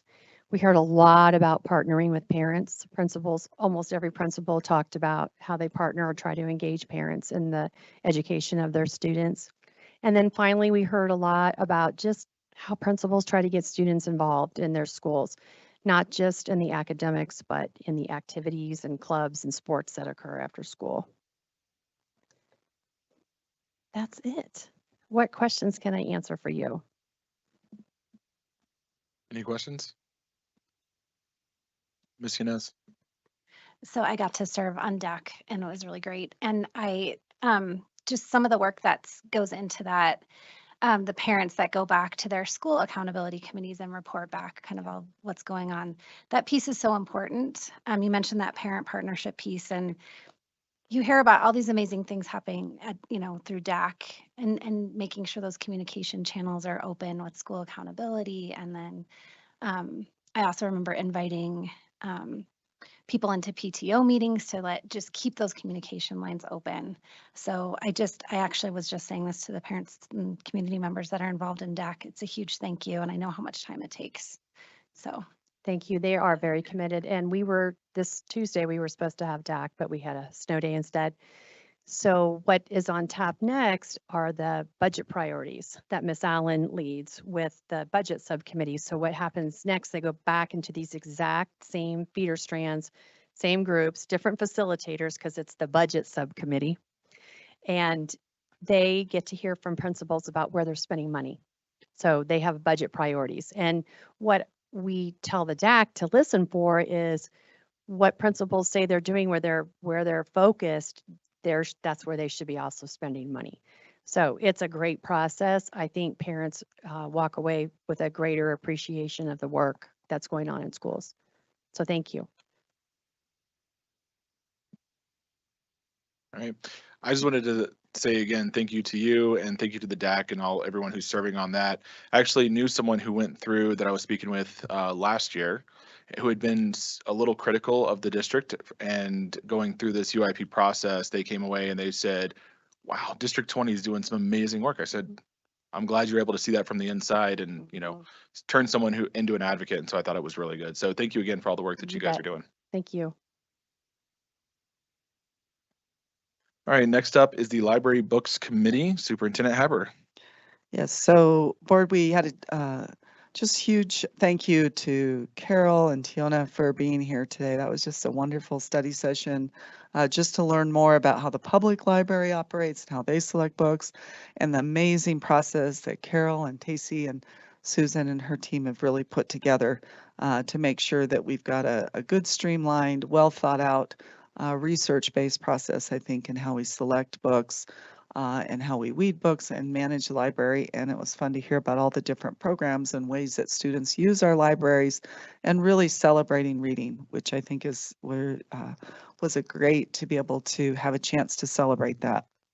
So another one of the themes that came out of that discussion for me is just the importance of building community. And I see the topic of library books being a real opportunity for us to bring members of, especially our parents, together around a topic that can be divisive. And so the purpose of this library book committee is to provide an opportunity. We're going to focus on middle school, to provide an opportunity for middle school parents in D20 alongside teachers and administrators to have a productive dialogue about the perspectives related to the books in D20 libraries that may be viewed as controversial by various constituents.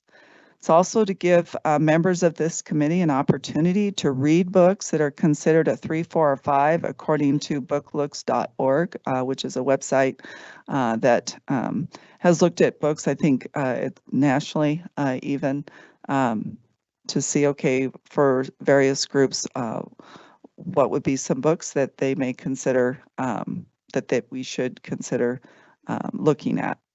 This website has identified books that have been challenged other places or that may have content that various groups have deemed inappropriate for school libraries.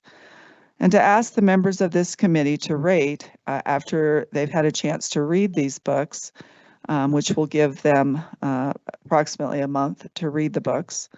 To ask members of this committee to rate each of these books according to the criteria that our school librarians currently use in the selection of books for our libraries. And Carol did a nice job going over what those 9 criteria are. To bring the members of this committee back together to discuss their feedback for each of the books according to the provided criteria, and through a structured protocol for dialogue, attempt to come to consensus about whether or not these books should remain or be removed from middle school libraries. And if there's instances where there's no consensus about these books, then there will be another process that we'll put in place in the 3rd meeting to involve the committee members in brainstorming possible solutions to this issue. And I thought Carol did a good job of showing, I know parent choice is an important value for us here in D20, and there's several different ways right now that parents have choices in either, limiting what books students read or really having more parent choice over the types of books that they want their students to read. So the purpose of bringing this to the board tonight in this session is to make you aware of it. And just know we're working out the fine-tooth details. So that wasn't the purpose of needing to get, into the real weeds around that. But for me, just to get a temperature check from you guys on, is this a process that you could support? Because we would also ask that there would be 2 board members during this process, just as observers. They wouldn't actually participate as part of the committee. And then we also have a proposed timeline that we posted. So, with that first meeting, we would put out the application process. Any parent, middle school parent D20 who want to be a part of that could apply.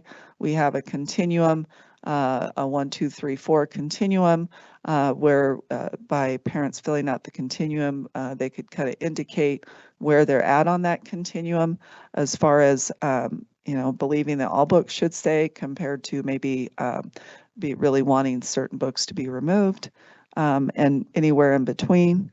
And then selection of the committee would be, and selection of the committee, we have a certain number of people based on how the process would work.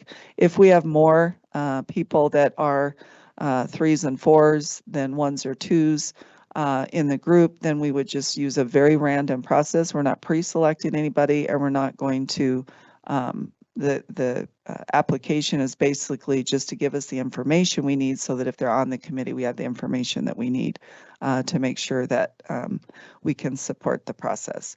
And if there's more parents that sign up than we have room for, it's a random drawing. So there's no pre-selection of any kind.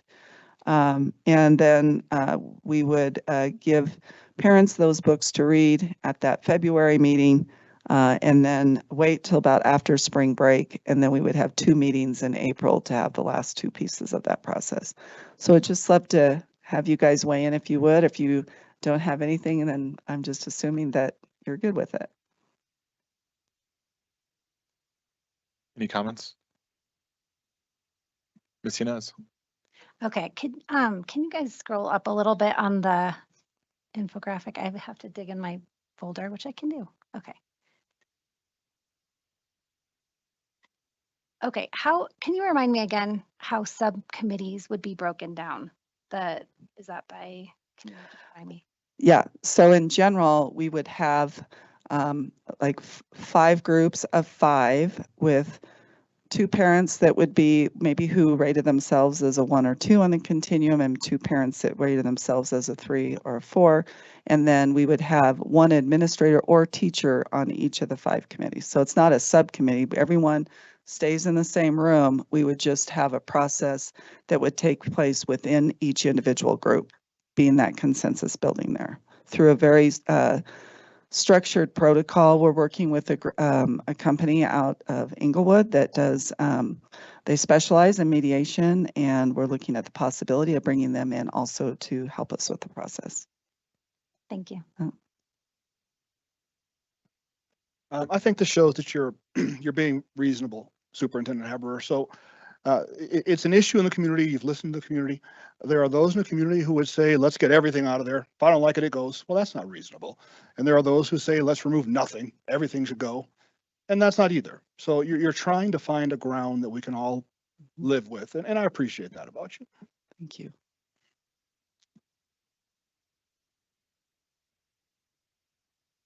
Explain, so you said the committee will be balanced, but it's also random. Random for each group. So it's not, so we will make sure that we have the same number of parents that are 1s and 2s and the same number of parents who are on the committee that are 3s and 4s. So in that, the random would be of those 2 groups, but not that, you could have more people on one side or another in the committee. The committee will do everything we can to make that balance based on what they put on the survey. All right, and then you're using a rating system, right, already in place, or the lookbooks? Yes. What have you said?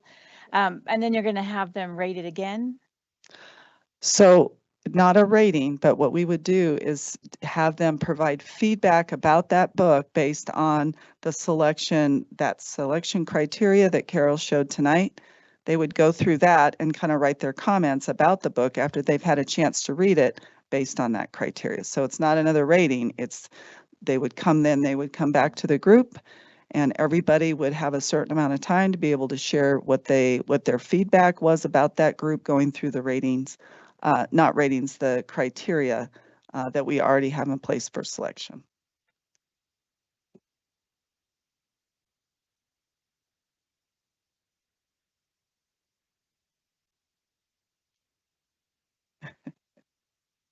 I don't want to speak out of turn, but I think you have expressed this before, and it's important for the community to know we're not trying to open up a can of worms. Yep. The intention is to bring the community together to start dialoguing, to start supporting our district, unified, despite differences of opinion, you are using this as a springboard to start more productive, unifying conversations.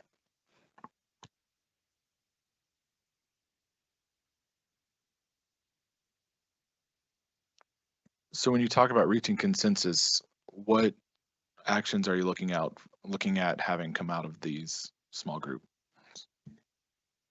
So we have 5 in each of the small groups.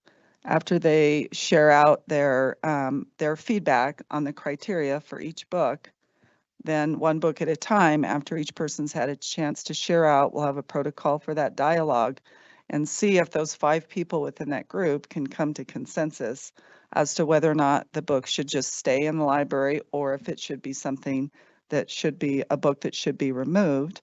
We haven't landed quite sure on like what that percentage of consensus is. We may even give it to the group and have them through a Mentimeter tell us what they would prefer on that, because there's a simple majority or major majority. And if they can't come to consensus, that book goes aside and that would be saved for the 3rd meeting, where we'll just have to do some brainstorming as a community, being aware of the parent choice that we already have in place, and see if we can come up with a 3rd alternative with books that we're not able to come to consensus on. Is there going to be, people will view this as winning and losing based off of how the books get actioned at the end of this. Is there going to be an appeal process through this, or is this going to be considered final, and is there going to be a time limit before it becomes actionable again? So that's a topic that we'll talk about tonight and get some legal counsel around. And that is that whatever comes out of the committee, the board, because ultimately the board's responsible for what's in the library, the board could choose to allow to just say whatever the committee decides we're good with, and or say, if somebody, still wasn't happy with that, they could potentially go through an appeal process. And those are the details we're working out to still have the board be the final say, because you guys are responsible for what's in there. So, but we'll talk about that tonight and get some legal advice from Tanya around that. Thank you. Any other comments or questions, board? All right. I will say, just based off of the conversation we're having around library books and the work session that we had this afternoon, there are a lot of parent empowerment tools through the library that you can choose what's available for your students.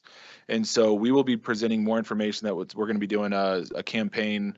Oh, we haven't decided this because it just came up a couple hours ago, but we'll be working on a campaign to communicate this out, probably do a parent academy or something to really help inform the community members what options they have as parents to help curate the resources that are available to your students. So there's more information about that coming, but I wanted to let you know that that is something that we understand as a gap in knowledge between the district and the parent community. And so we want to try to close that gap and provide information and resources for you. So keep that in mind and watch out for more information on that. Yes. I do have one more quick question, just to clarify. So only middle school parents can be on the committees? Or is it just to review middle school books? I think at this point, we're thinking just middle school parents, and that directly affects their children. Okay, thank you. Board, anything else? All right, thank you. All right, next is the monthly financial report through December 2023. Superintendent Haber. Yes, and Ms. Becky Allen, Chief Financial Officer. Good evening. Thank you so much for having me. It's hard to believe, but this is the second quarter report, also representing half of the fiscal year already over. So if you take a look at table 1, please notice in letter A in the blue box, you'll see we've collected about 30.7% of our revenue, a little higher than this year, last year at this same time. You can also see this visually on the graph that shows the current revenue stream on the right, and you see that bar graph taller, and there are some talking points at the bottom that illustrate what makes up that difference. With respect to expenditures, looking at letter B in the blue box, expenditures are at about 47%, which is a bit higher than last year at 44%. Also, this graph shows you our resources are exceeding our expenditures by about $12.3 million, which is shown as the gap on this slide. Now, because this is a quarterly report, I also share with you how each one of our funds are looking. For each one of our funds, our resources exceed expenditures except for the fund that is marked in blue. That's our designated purpose grants. They live upside down because what happens is those are housing our grant dollars, and quite often we spend first and get reimbursed later, which is why it tends to be upside down. The last component of a quarterly report takes a look at the projection for the end of year unassigned fund balance. You can see in the green box, and to the left of it, you see the word audited there. So if you were to look at this before our audit was complete, you would have noticed that dollar amount would be about $29 million. It is now about $39 million. And I will share all of those details with you as we present the mid-year budget. The analogy I give is this. So, you know, we're in the playoffs of the NFL right now. To really go back and be like, I'd really like to watch the Eagles play their second week regular season game, it lost its luster, especially after I saw the Eagles play in their wild card game, where they are not able to move forward. But it's sort of the same thing. The monthly budget right now sort of is a regular season game, and we've got the playoffs coming in the mid-year budget. One question that I did receive regarding this particular slide was the amount of the $5.35 million. What does that represent? Well, it has, it's in red, it's got parentheses, so it means it's really a reduction of our general fund dollars because those dollars became assigned to something very specific. Part of that 5.35 is, do you recall the 2.7 million in the adopted budget that went to the PSMIP, the public schools on military installations? The other part is we look here and we try to make a projection of where we think things will land. We take into account that we can't have a total unassigned fund balance that exceeds 12%. So our best projection is that 5.35 million using the PSMIP, and then what we think would be some assigned dollars that make sense. But again, I'll show you the playoff game in a little bit when it's time for the mid-year budget. Any questions for me?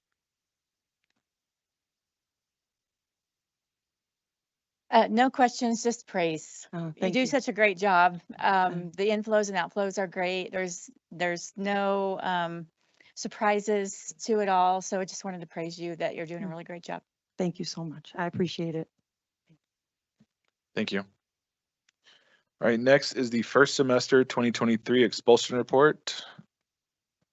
And I've got a state law CRS 24-72-2-4 3D3, the public records law, requires the Board of Education to comply with provisions of the Family Education Rights and Privacy Act, or FERPA, which protects the confidentiality of students' discipline records. Therefore, the report by the superintendent on the student expulsions for first semester 2023-2024 is confidential.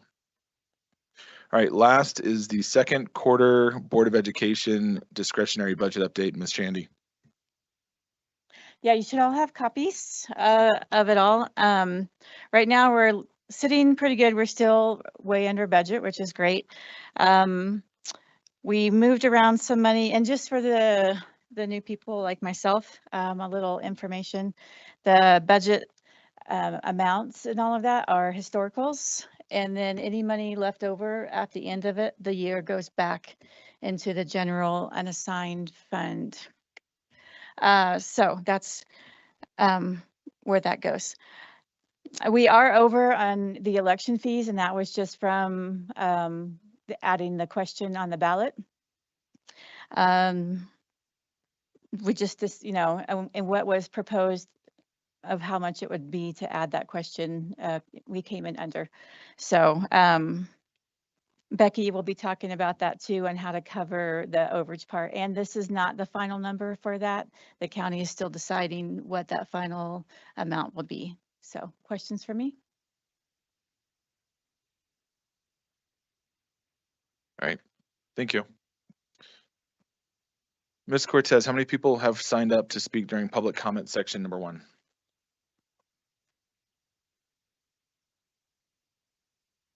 Every time. There are 6 people signed up in the first section. All right, thank you. We've got a little bit of a new preamble this evening. It is lengthy, so please listen, but we had several questions that came in about wanting clarification, and so Ms. Thompson helped write something up that provides that clarification. The board welcomes the comments of our community members. Speakers must sign up prior to 1 p.m. via an online form, and they must limit their remarks to 2 minutes or less. In deference to ASU 20 students, students will be allowed to speak first during the public comment section. Following any students, speakers who wish to comment on an agenda item will be called in order of their sign up. We greatly value all comments from the public, but in order to adhere to board policy and accomplish the work already on the agenda, the board will not be responding this evening. Speakers may offer appreciation for or criticism of school board operations and programs as concern them, but are encouraged to exercise their speech rights responsibly, as they are personally responsible for any legal consequences attributable to their comments, including claims for defamation. Please keep in mind that students often attend board meetings. Speakers' remarks, therefore, should be suitable for an audience that includes kindergarten through 12th grade students, including no use of profanities or obscenities. Comments concerning personnel matters should be directed to the superintendent or board president in writing with your signature. The board president will recognize each speaker and may interrupt, warn, or terminate a speaker's statement that is unrelated to the business of the school district, inappropriate for K-12 students, or disruptive to an orderly, civil, and productive meeting. Thank you for your cooperation. Our first speaker is Claire Spiller.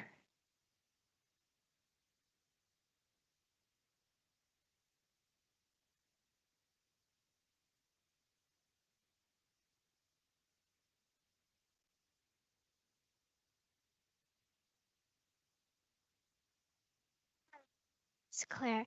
I am a 4th grader.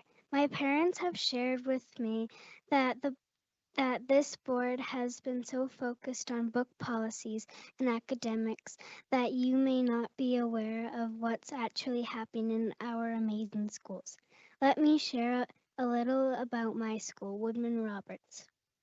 We recently opened a new STEAM lab, and our school's robotics club had multiple teams attend the state competition in Denver. I was lucky to be on one of those teams, led by our incredible teacher, Mrs. Leach, and many parent volunteers. We won several awards. Also, we had a partnership with UCCS where student teachers spend months at a time in our schools.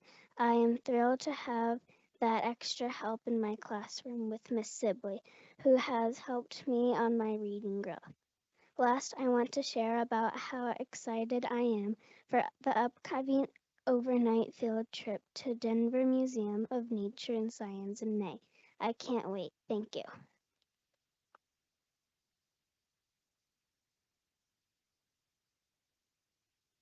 Next is William Swavell. Ms. Cortez, can we baseball style this? I forgot. Okay, so William Swavell will go, and then our next 2 coming up are Sarah Spiller and Ivy Lou. Thank you for reminding me. Thank you.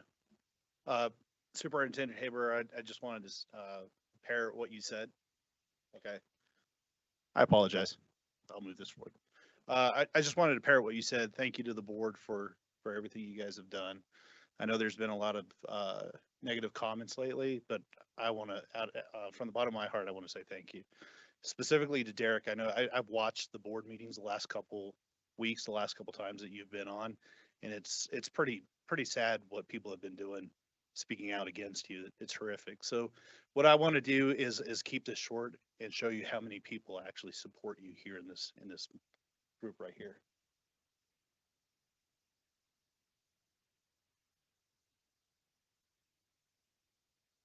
Thank you so much. Appreciate it. Next is Sarah Spiller. Order, please. Please have a seat. Thank you. Next is Sarah Spiller, and then we have Ivy Lou, and then Catherine Chukas.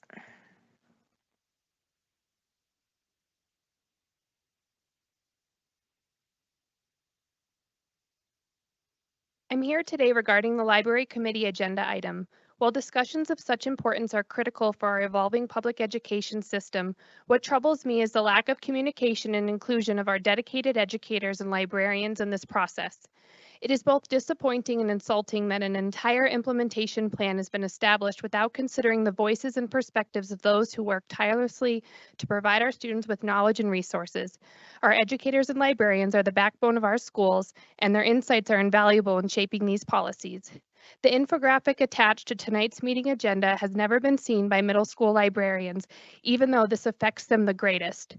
A committee consisting of a 4-to-1 ratio parent to staff and no librarians shows how little you value their education and expertise.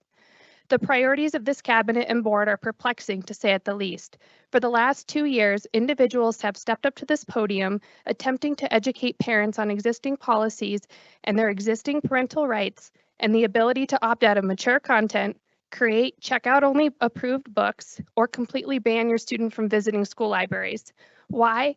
Because the district has failed in its duty to adequately inform the community. Additionally, the board itself is misinformed about what is and isn't in our middle school libraries, even though the information is readily available via the Follett Destiny system.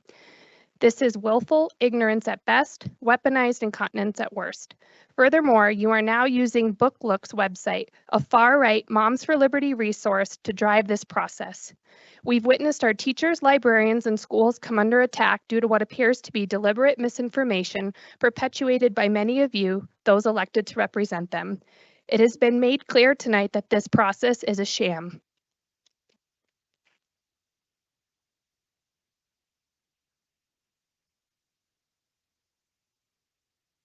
Next, we have Ivy Lou, followed by Catherine Chukas, and then our final speaker for this section is Charlotte Johnson.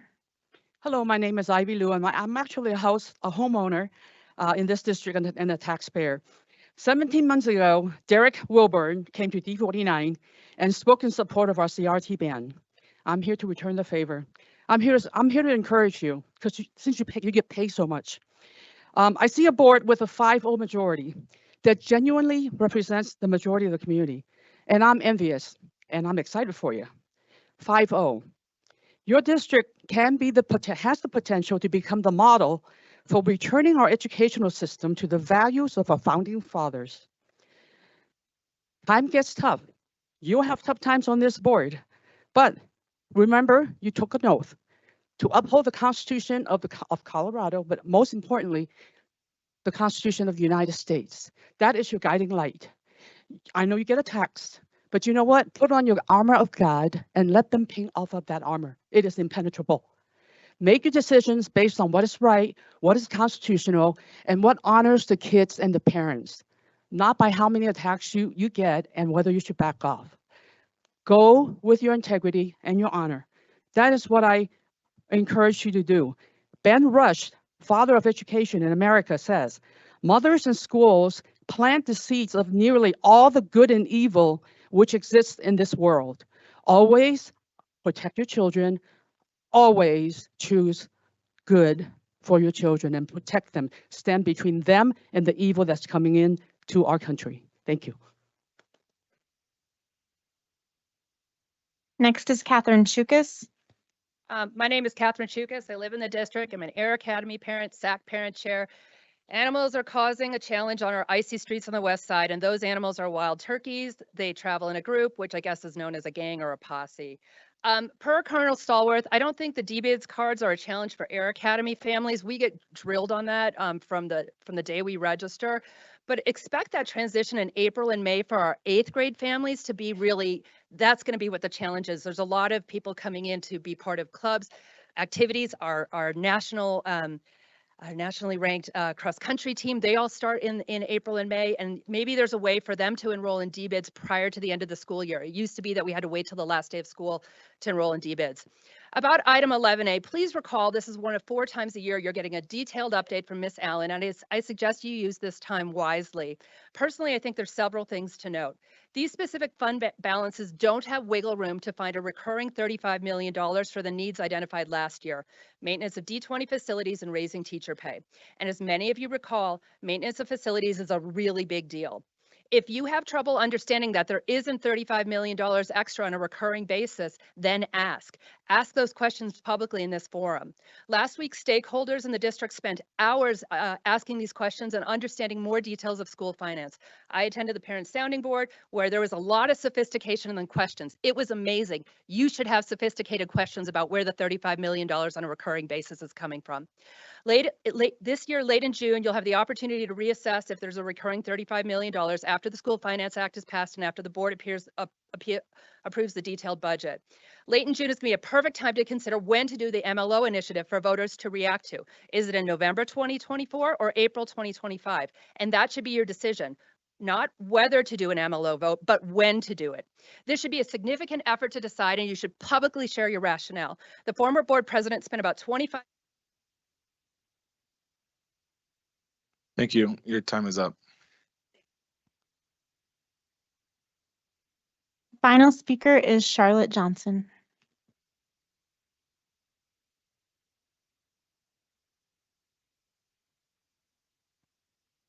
Let's start with some basics from the American Library Association.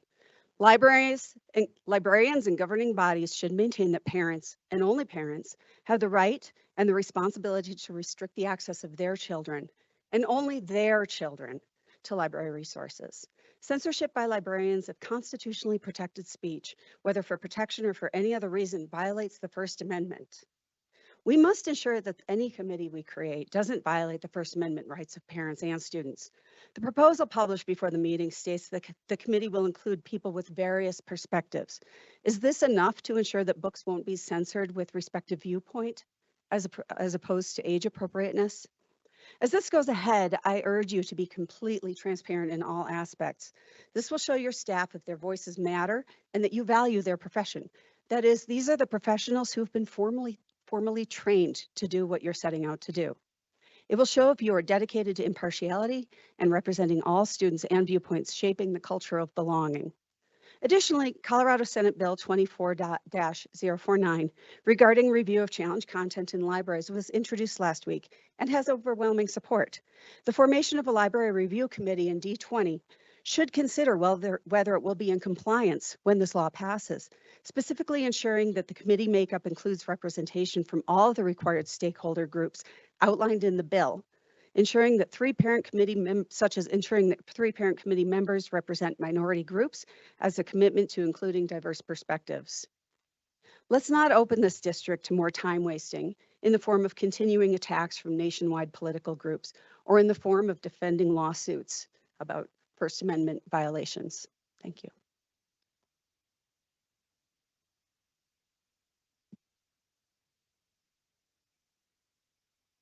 Thank you, Ms. Johnson. I actually had the bill up so I could actually talk about that for just a second. I don't know if everyone is aware about Senate Bill 24-049. It is currently in process and has a lot of implications on how this district and districts across the state, both school libraries and public libraries, will have to interact with challenges and whatnot. So if you haven't seen it, feel free to take a look. It's on the legislative website, but that's something that we will be monitoring as we move forward to make sure that we are in compliance and that we are moving forward in the best possible way that we can. So I know a lot of people are here around the library policies and the committees, and so I wanted to bring up that there is state legislation that will likely impact what we're trying to do here, and so wanted to make sure everyone was aware of that. At this point, we're going to take a 7-minute recess. Thank you.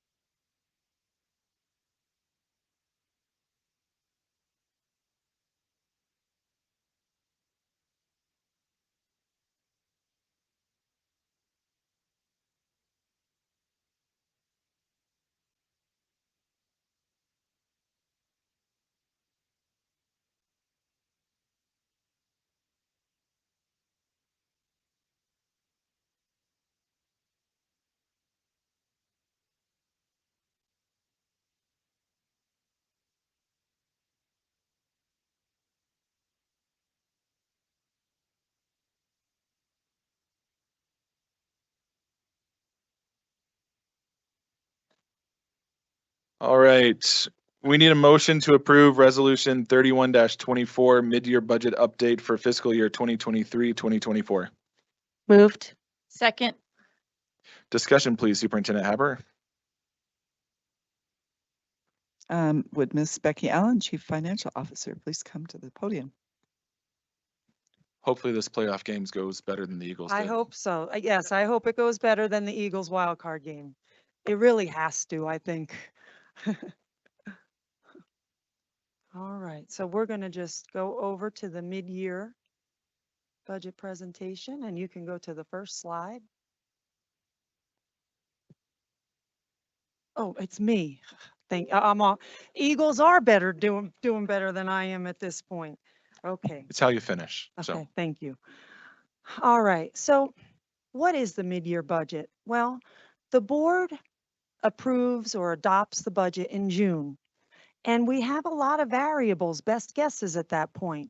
How many students will we have? We make a projection. What the per pupil revenue is, we make a projection. What our ending unassigned fund balances from last year are going to be. And certainly we already have 6 months of activity, and it can't be perfect to what we had in the budget. So the state gives us this opportunity in January. We have to do this by January 31st to present a mid-year budget and ask the board to adopt it. So we can true up some of these values that we've been now seeing that we've got the real numbers. So it's time to really finalize our budget, fine tune it more as we go into the second half of the year. When you take a look at this chart, you see all of our funds there. We mainly talk about the general fund, but you can see the list of funds that are there, and you see special revenue funds as an example. That's our food service fund, designated purpose grants. We've talked about that. School activity fund, transportation fund. These are examples of funds where particular revenue is collected and it can only be spent on specific purposes. And we have other ones around our bonds, around our building fund, cap reserve, technology. So really a variety. In that second column from the left, you see the adopted budget, and to the right of that, you see the changes. When something has parentheses in it, I just always remind myself it's reduced. So that's a reduction in that amount. No parentheses, it's positive, it's an increase. Most of these changes are due to the fact that the unassigned fund balance or the balance for that particular fund was higher or maybe a little lower than what we had in our budget. That's the main purposes for those changes. And when you look at the lower right, you get a sense of the scope of our budget. It exceeds $600 million through all of our funds. So let's start with, we talked about one of the big pieces is, how did our ending fund balances shake out? So this is that true up. And I'm going to just highlight two things. Again, I'm just providing highlights. If there's something in particular you'd like to ask about, please don't hesitate. If you take a look in that kind of yellowy line, that's our Tabor reserve. And when you move to the right, you see a reduction. Tabor requires us to put 3% of our revenue aside. And Kathy Watts, the Director for Budget and Finance, she's the reason we were able to reduce this amount in our Tabor reserve. The money that we get for charters comes to us. We were pulling out 3% and putting it into our Tabor. We were giving the full amount, less the 3% to the charters. They're also doing the 3%. She had a light bulb and said, we don't both need to do it. That's a charter responsibility. For that, we were able to save almost $1.1 million from that Tabor reserve. She's gone on and shared that with other CFOs, and some of them are really happy to hear that. Also, the other big piece on this is what I mentioned in my monthly report. The unassigned reserve in our general fund is 10 million higher than what was in our budget. Our budget showed about 29.2 million. You can see it's about 10.1 million. Why? A big piece, at what was brought up by Kim McClellan during the New Summit Charter Academy presentation, was investment income. It was $1.7 million higher than budgeted last year. Our TABOR was less. That gives us more in our unassigned fund balance. And then we just had a general reduction in expenses over budget by about a little over $6 million. Next, I'd like to just talk about some of the changes in revenue. Now, the first set, I'm going to load these up here. Okay, I think that's all of them. One more. Okay, I think it's all there. If you take a look in the green, it's complicated. There's 4 different green lines. All together, those dollar amounts shake out to be total program funding. Remember, that's a combination of local property taxes and state share that funds on a per pupil revenue basis our students' our operations. If you add all of those numbers up, it's a net increase of a little over $500,000. How did we get that? If you look at the bottom, you'll see the purple boxes. First of all, our per pupil revenue went up $50 from what we originally had. This just came out in January and late December that this was happening. So now the new budget reflects that increase. In fact, since I've submitted this, we found out it's going to go up $5 more. That's not in here. It's about $139,000 more. So our PPR went up. And that's a good thing. You know why? Because our enrollment did not meet projections. Just like you heard at New Summit, our enrollment is flat. If you can believe the number, this is the truth. Last year, 26,607 students. This year, 26,607 students. You think it's a typo, but it's not. It really is true. With that, it does not necessarily mean that we are declining in enrollment. We're flat. But in our budget, we estimated having about 202 additional students over what we have now. So that's a reduction in revenue. Basically, increased money from per pupil revenue, decreased money because less students than projected, plus CDE looks at your enrollment over multiple years, and they will often do what's called multi-year averaging. You never get stuck with an average that's going to hurt you, but it increases your student count. So those 3 pieces really put us at about $507,000 in the positive for our overall revenue. Some other items on here in blue, you see the interest earnings for this year. And you'll notice it's in the non-recurring column. What does that mean? I don't expect getting that 1.7 million year after year. I'd love it, but that we can't plan that way. So it's just a one-time piece. Whereas the others under recurring are ones we expect year after year after year. What you'll see in the yellow is adjust sped revenue. And I want to explain a little bit about this just to give you insight into the conservative budgeting approach that we use. So last year, April, May, we're hearing rumors that the ECEA, that is the state special education funding, we're going to increase. But I had nothing on paper. So we didn't plan for it because I don't want to plan for revenue that is not going to come true. Well, it came true. And so we're making the adjustment now, about $960,000 increase, but we want to be patient and make sure that those things are really going to happen. Finally, I want to mention in the gray box, it says advertising revenue for a video scoreboard, $92,000. Let me explain what this is. So I've got a visual here for you, and Ron Alexander is doing a great job. Ron, Director for Athletics and Activities. And what I really appreciate about Ron is he realizes that our budget is tight, our resources are tight. Not complaining, but the MLO didn't pass. We're 178 out of 178. These are reality checks. And so he is being creative. The current scoreboard is on the left. We've got 2 of those scoreboards at the District 20 Stadium at Liberty. They both need replacement. To replace both is about $100,000. An alternative that's creative, Ron has been working with a company that puts in the types of scoreboards, it's Daktronics is the name of the company, that you see on the right. How would we fund this? Because this is over $400,000. They work with Ron to find community partners that would agree to advertise on this particular scoreboard. 5 donors at $20,000 apiece for 5 years. If we are able to get those donors and make those partnerships, that would pay for the 5-year lease for this scoreboard. And at the end of the 5 years, we have it and we owned it for free. And we can continue with the advertising and keep that revenue. The good news is we have no commitment. If the 5 sponsors don't come through, then we simply don't move forward. But this is a scoreboard now at our RA. Allison does such a great job. Now we've got scoreboards and audio. This is a great CTE opportunity for students to learn about audio visual.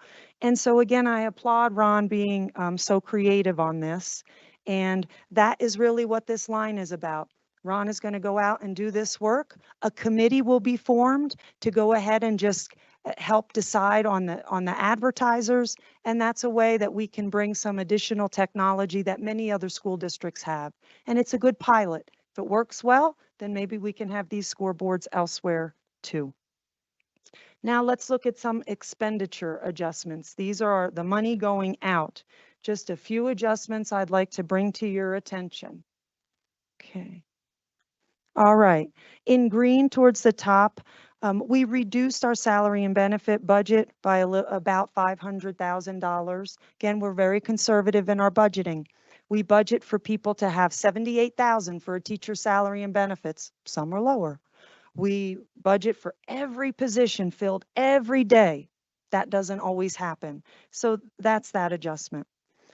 In blue, you see that our concurrent enrollment is excelling. We have 583 more students than anticipated. However, we do shoulder those costs. So this is showing that we have an increase in those concurrent enrollment costs for our students. In the gray line, you see us spending now the money that we hope Ron is able to bring in for the scoreboard. And right beneath that gray line, do you see adjust for additional election fees? And it's non-recurring. That is the item Mrs. Shandy highlighted for you in her board budget presentation.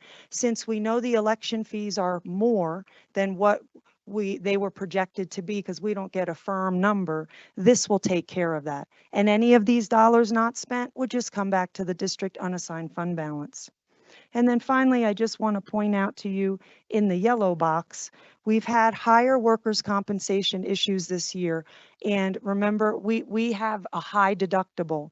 So we are looking at issues that are still carrying over from last year and this year that result in about an $850,000 non-recurring increase in those types of expenses.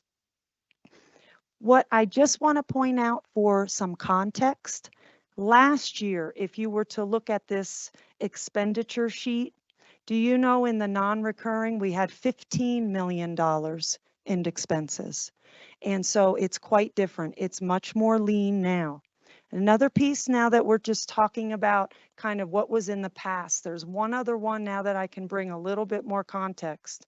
I need to take the buttons off on that, so I apologize. But last year, you can see that this year, our unassigned fund balance was $10 million higher than anticipated. Last year, it was $16 million higher. So you might be thinking back to some of the things we were able to accomplish in the mid-year budget last year, that things are too lean right now. We've gotten back to more typical spending following COVID, and we simply don't have as many resources available to us at the mid-year as we did last year. Finally, I'm going to show you the ending fund balance adjustments. Okay. 2 pieces that I'd like to share. So as we look at our budget, last year, $5.5 million was moved as a one-time transfer to the cap reserve. We do not have that this year. Good money management by Mr. Smith. He has a plan this year for the projects that he needs to complete within his current cap reserve budget. So in blue, we are happy to be able to put $6.6 million into the PSMIP reserve. Remember, that is the reserve to pay for Doug Valley and Air Academy, the 20% match. Our estimate is it will be 11.3 million to pay for Doug Valley. This will put us at 9.3 million. So we will only be $2 million away without debt, without any of those pieces. So Brett, thank you for your wise management, because that's the only way that that would have been able to be possible. The unassigned fund balance is in pink. We are saying our projection, it will be 32.5 million at the end of the year. Let's get context. Where that comes down to is, by board policy, our unassigned fund balance in the general fund must be between 4 and 12% of last year's expenditures. This proposal puts it at 11%. That is the same exact percentage I provided in last year's mid-year budget as well, exactly 11%. Now, we think it's just very important. I want to be mindful of my time. I want to just go ahead and give you an update looking ahead and then take any questions. So our feet right now are in two worlds. Just like principals are often, they're in the current year and they're already prepping for the next year, and so are we here at the EAC. So let's just take a look at the top. In November, Governor Polis put out a preliminary budget request, and it would put our per pupil revenue next year about $610 higher than what's in the mid-year budget right now. Now, we've heard the fact that Governor Polis would like to eliminate the budget stabilization factor. And you know that our factor this year is 4.1 million. It's important for me to share that this increase in that first bullet reflects inflationary increases and the budget stabilization. So it wipeout. So it's not just we get that increase in PPR plus another 4 million. It is all packaged, and that equates to about $13.6 million in additional revenue next year if this were to come through for charters and non-charters. Now, I always tell folks, it's corny, but I say if you're going to write this down, write it in pencil, don't put it in a Sharpie, because it is now in the hands of the legislative body. And I feel confident to say it will change. We don't know up, down, but I've never seen it stay the same as we get to the legislative session. Now let's talk about one other piece, which is at the bottom. Senate Bill 23-287 is the Public School Finance Act from last year. And in it, it said, look, we're going to have a task force to look at the School Finance Act formula. That's the formula that spits out the per pupil revenue for all 178 school districts in the state. We just got a run this week from our alliance, which is our lobbying efforts. District 20, unfortunately, is on a total list of 13 districts. We are one of those, with having a reduction in funding from what the governor said based on this new finance formula, this recommended finance formula. In fact, in comparison and to the 13.6 million, we'd only have a $2 million increase. Please keep in mind, context, $2 million is 1% salary increase. It doesn't take into account any of the other new expenses we have next year. What's important for you to know is Superintendent Haberer is all over it.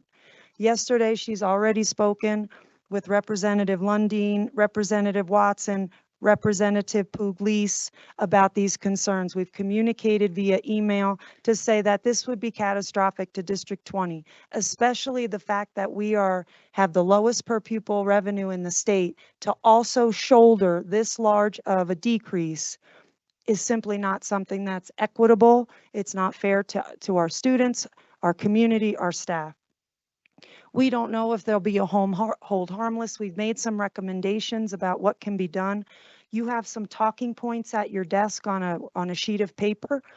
Should you need them for any reason, it just gives you an overview of some things that you can share. And at the very bottom, there's a suggested alternative that you might want to share if you have the opportunity to do so.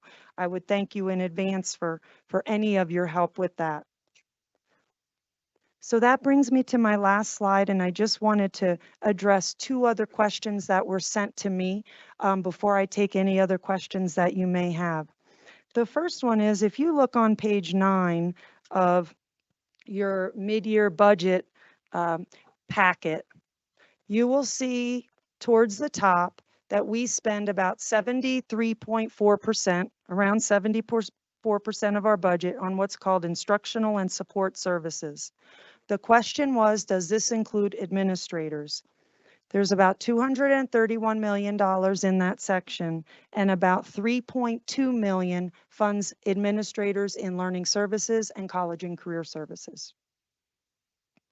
The other question that I got was around our school lunch fund, right? How do we pay for our lunches? If you recall, Proposition FF passed, and that means all students in the state of Colorado will receive a free meal. Now, my son is just in elementary school, so he only has access to that. In middle school, he's going to be asking me for a slushie and those other things that you get at middle school. Now, if a student buys a slushie, that's not part of the national school lunch program. So these are our typical school lunches. We do not pay anything from the general fund to support that. Anything for free and reduced lunch, we have dollars that come in from the federal government, and then the state also funds the other portion. So we do not have any general fund expenditures. If a student buys a slushie, they pay for the slushie, and that is what is going to Sodexo, our food service provider, to go ahead and provide that particular food or whatever else might be an a la carte, a bag of chips or something like that. Now, the one expense that we would incur is, for example, Pine Creek High School is looking to add the National School Lunch Program next year. They need some outfitting in their kitchen. We would typically use fund balance out of our food service fund to pay for that. But because they have not participated in the National School Lunch Program, the capital reserve will pay for those kitchen remodels. We're not allowed to use that yet. So that's really the only expense. Any questions for me?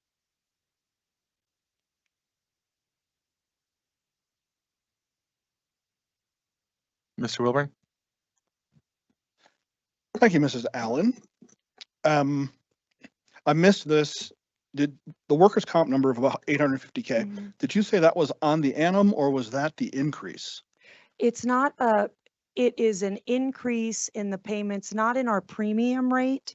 It's just the increase in the number of incidents that we've had and the money that we have to pay out because our deductible's pretty high. So 850 is the increase. It's the one-time increase to reflect the additional issues that we've had. Yes. It's a big number. Is there anything to attribute that to? More ice storms? I mean, what do we?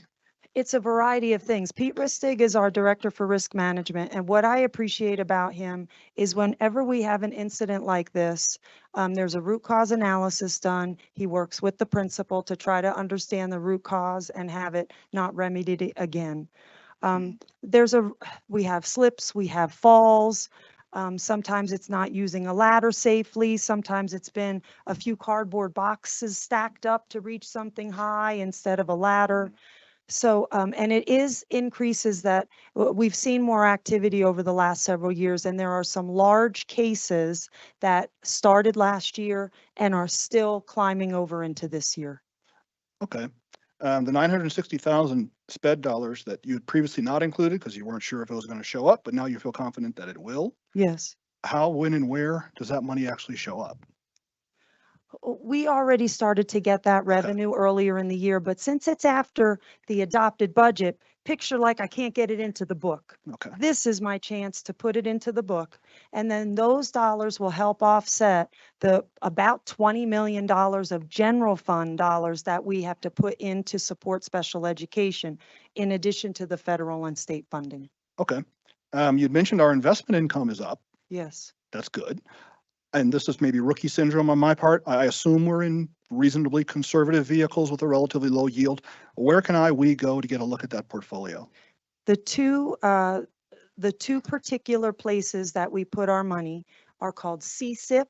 Okay. It's CSIP, just as an acronym, and the other is COLO Trust, COLO, like a big C for Colorado, Trust. And those are the two places that we place, safe types of dollar amounts and we're able to monitor those investments. And they're typically used by school districts across the state. So College Trust is just a funds manager, Yes, and then they're deciding what it is vehicles. called the fund. Okay. It's the fund, the Colo Trust and the CSIP. Okay. And last for me is for the PISMIP. I assume that's starts as a trickle and becomes a flood. So we first got to do the environmental study, and there's no way to predict what it's going to cost when it's just going to start. What we did is we assumed at least 2 years of NEPA. These are all these different, it's an environmental study. SHPO looks at the historical preservation, all of those pieces. That could take 2 years before we break ground. So Chris Garnhart, who I've been working with, he's the executive director for the building fund.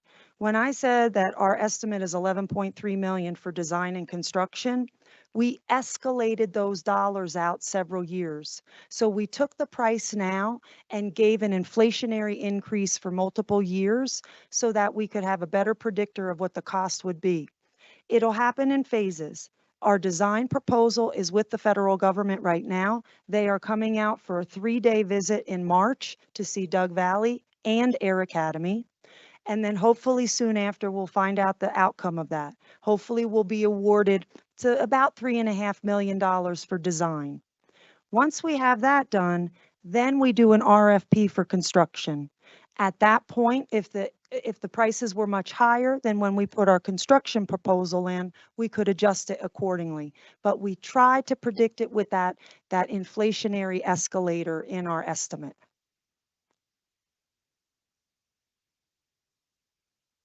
Any other questions or comments?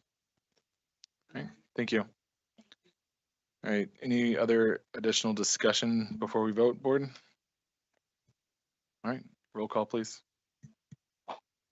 Mrs. Cons. Aye. Mrs. Shandy. Aye. Mr. Wilburn. Aye. Mrs. Yanez. Aye. Mr. Salt. Aye. Thank you. Ms. Cortez, how many people have signed up to speak during public comment section number 2? In section 2, we have 8 individuals. All right, thank you. During this portion of public comment, speakers who are speaking on non-agenda topics, general public comment, will be called to speak in order of their sign-up. If a speaker does not indicate the topic on which they intend to speak, then they will follow in order of their sign-up time those speakers who have indicated a specific general topic on which they will be commenting. The second public comment section will be limited to 60 minutes.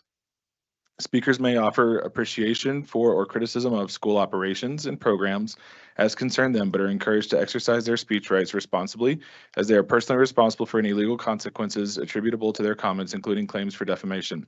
Please keep in mind that students often attend board meetings. Speakers' remarks, therefore, should be suitable for an audience that includes kindergarten through 12th grade students, including no use of profanities or obscenities.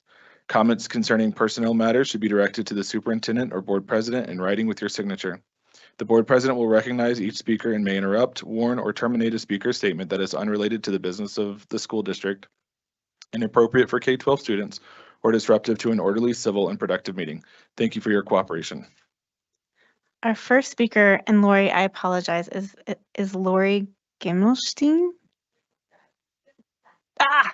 So close. After Lori, our next 2 speakers, we've got Jeannie Rush and then Tim Hoffman. Hi, my name is Lori Gimmelstein, and I am grateful to have the opportunity to come down to D20. I'm traveling across the state to multiple Board of Education meetings in the 178 school districts this great state has. And there's just this common thread that we're seeing, and it's this palpable difference of opinion. And, you know, tonight I heard so many great words in the discussion. I heard academics, I heard perseverance, I heard character, I heard win from New Summit Charter School. And I'm here to challenge everybody in the D20 community to remember and respect that each one of you are people. And just because we have diversity of thought does not mean we have to be confronted with anger and hate. And that's when, at the beginning, when I came in here, I felt, wow, this is really positive. This is great. It's one of the best board meetings I've been to. And then we went to public comment. And I'm going to be quite honest. Everybody has differences of opinion, and that's good. That's what makes our country so great, because we can have that. And so when we got to public comment, the feeling of anger was palpable in this room.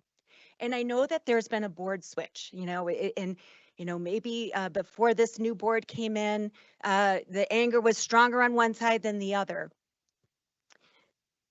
We as a community have to recognize and understand that we have differences, and we have to be able to have great conversations. And one of the things that I saw tonight that we haven't seen with the prior board was this solution, an option, this library committee.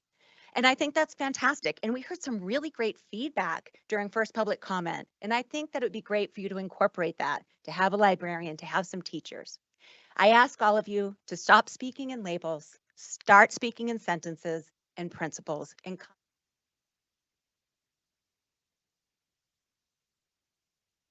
Next is Jeannie Rush.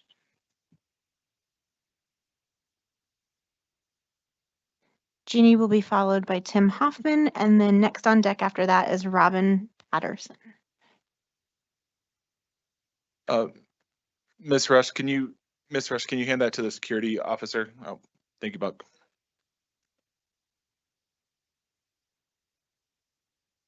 Sorry, old lady here.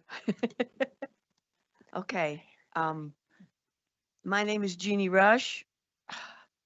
I'm a grandparent, a great-grandparent. I have kids in both D20 and D49. I live in D20.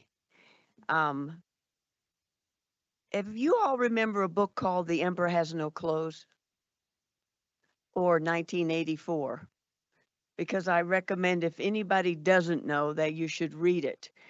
I've given you all a package. I've also emailed, I think about a week and a half ago, there was a letter to Michael Allen, the petition, in which it had from Dr. Sawbell and the other groups, the list of books in different school districts, because someone was asking, is this in this school? Is this in that school? I know you have a really tough job here, but I don't think it takes a rocket scientist to figure out if a book is going to rape your child's mind or body because of implications in the book that indoctrinates them from K to 12 to where harm is done to them. I'm a proponent as a grandmother of don't touch children's minds or bodies until they are adults and let them make their own choice. Every book that you're looking at needs to be in the lens of who is being harmed. I took a letter to the city council with a naked man in the back at a drag show that was family friendly. If you were in the workplace, that man would be sued. If it was a massage parlor, they'd shut it down. Well, shut down the books that are raping our children. Please don't think I'm nuts. Just protect the kids because that's all that matters, and get the Marxists out of America. Our next speaker is Tim Hoffman. Tim will be followed by Robin Patterson and then Laura Matisek. I'd like to open with a quote from one of my favorite poets, the late, great Earl Simmons.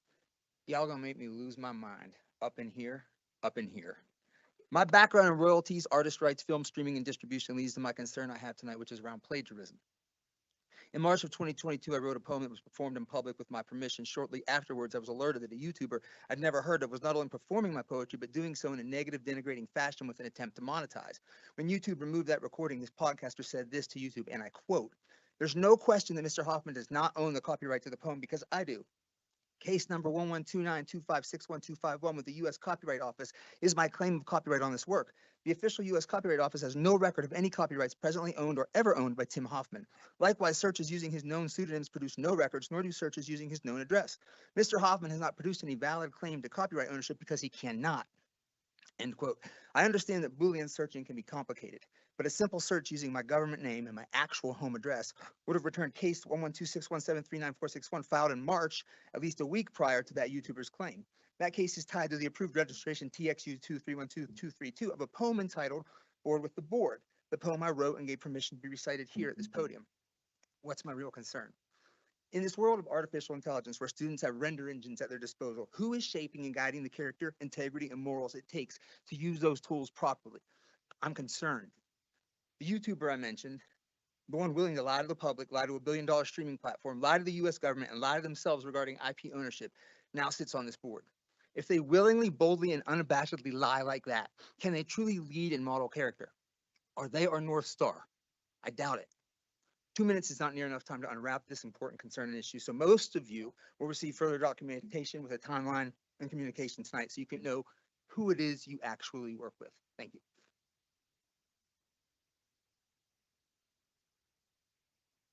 Our next speaker is Robin Patterson, followed by Laura Matisik, and then Beth Hodgson. Good evening. I'm Dr. Robin Patterson, president of Pornography is Not Education, or PINE. We're a national nonprofit dedicated to ensuring that school children have a safe and nurturing learning environment. This would include ensuring that school classrooms and libraries do not direct students to pornographic content or adult advertising. And I would also add that this is important for high school students as well as middle school students. They do start at age 14.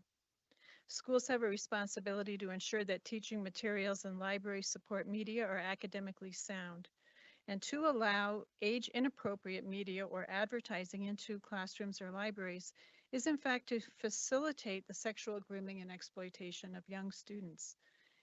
Such content in school libraries, including that which normalizes violence, directly cultivates a school culture that grooms children for predation and trafficking. PINE stands in support of School Board Member Derek Wilburn and the board, and your efforts to remove obscene and age-inappropriate material from school resources. And we encourage all adults in the room to stand up for child safety and dignity. I would like to offer this Board of Education my services as a consultant. PINE is here to help D20. Thank you. Next, we have Laura Matisik, followed by Beth Hodgson, and then Karen Guevara. Superintendent Haber, I'm disappointed you have not made time to address my formal grievances, but you have made a video praising this newly elected board who has done very little to nothing except violate our First Amendment right to speech. As a resident, active duty military spouse, and parent in this district, I will not be silenced or ignored. So if the fragility of board members is too much, they can excuse themselves instead of violating our rights. This is morally despicable considering that this board ran on a platform of so-called parental rights and choice. It is un-American, and I will fiercely stand up to protect everyone's right to free speech, even when I disagree with them. The board took an oath to serve all people in the district, and that includes individuals you dislike. Your feelings or being offended are not protected under the law. Decorum rules do not supersede the law. You can't police what people say during these public comments. The campaign managers for board members Wilburn and Shandy stated that you personally sought her out after August 17th board meeting to say you agreed it was inappropriate for teachers to ask about pronouns, which is what prompted your ambiguous and low-key bigoted memo to go out to all schools on Friday, August 18th. Is this true, or is this true, or are you saying that all school staff should respectfully refer to a student's pronoun when made aware of it? Who is lying here? I also previously requested that Wilbur not be permitted to oversee my child's school in any board capacity and role. On his public podcast, he attacked my husband, who is an active duty and well-decorated service member. Wilburn lacks integrity and ethics as shown in these Discord chats that you have, where he incited violence against my family by saying, quote, "Bless him, Lord, with a brick. If something horrible were to happen, fill in the blank, Rogers, Matisek, Hoff, my response would be less than Christ-like," unquote. I filed the police report and provided you with the details. I demand confirmation from you that he will not be permitted to oversee or visit any school that my daughter attends in this district. This board needs to toughen up or resign, because if you cannot handle the heat, buckle up, because it's only about to get hotter than hell.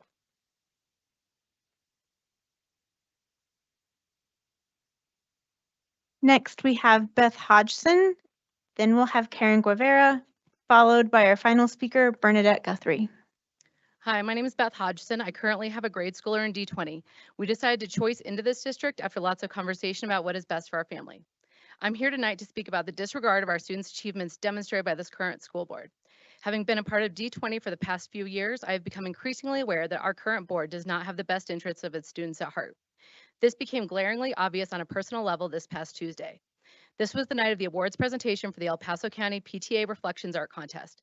Many students from around El Paso County showed up to be recognized for their amazing art projects, which will go on to be judged at the state level. The theme this year was I Am Hopeful Because. Students used this theme to make artwork in a variety of categories, including visual arts, music, literature, dance, and photography. D20 students made up the majority, 54% to be exact, of the recipients. At the beginning of the presentation, the amazing people who helped make the night possible were recognized. Then they announced school board members that were in attendance. D11 and D49, the other school districts with students recognized, both had board members present. You know who didn't have anyone there? D20. The district with over 20 student artists had zero representation from its board. I know we all live busy lives and sometimes carving out time for things is difficult, but for a board who this week posted a hype video discussing their dedication and passion for our students up for National School Board Month to have no one show up, this shows me and the many other parents and students present that our school board would rather spend time finding ways to silence and ban art they find objectionable than celebrate art made by the talented students in their own district. I am hopeful because school board members serve a finite term. Perhaps in the future we can get it right and elect members who truly care about the accomplishments of our students. I am hopeful because in the next election cycle, I will live in district and I will be able to vote to have true representation.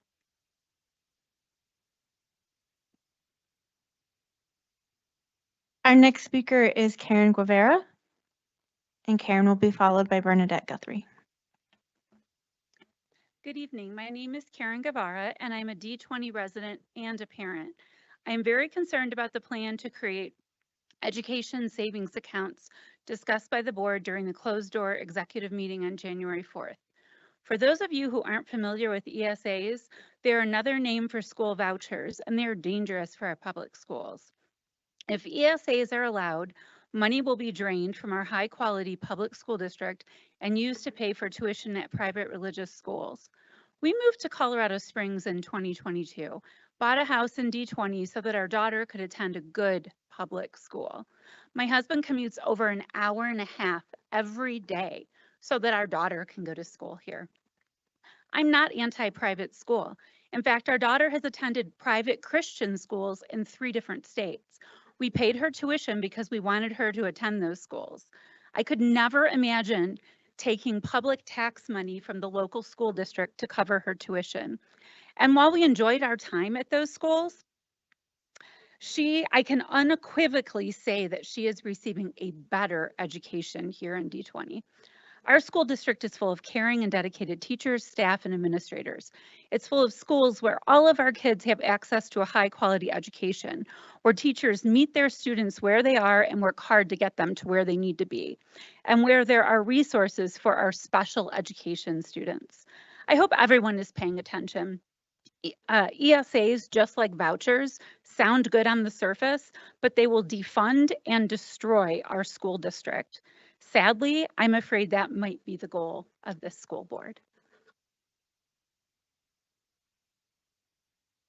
Our final speaker is Bernadette Guthrie. I just want to Brett Smith's last board meeting. So Brett has been an amazing steward of D20 for 16 years, and I just thought we could all put our differences aside for a moment to collectively recognize the service he's made to our district.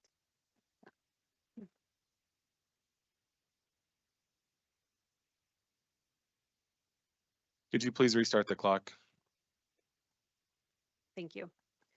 I feel the need to address the non-enforceable preamble to public comment tonight. I would encourage everyone listening to familiarize yourself with your rights concerning public comment at government meetings. The Colorado Attorney General's office is a great resource and are now tracking D20 violations, so please let them know if you've been personally affected. Also, slander is to make false and damaging statements about someone. I have never made any false statement from this podium. Mr. Wilburn's violation of my daughter is recorded and on the district's YouTube page. As Ms. Rush said, don't touch children's minds, protect the kids. Don't rape children's minds. Mr. Wilburn raped my child's mind. It's telling that those who claim they care so much about children and their access to appropriate library materials came here today to defend a grown man who traumatized a young child with a non-age appropriate book. It's never been about parental choice, and it's never been about kids for these people.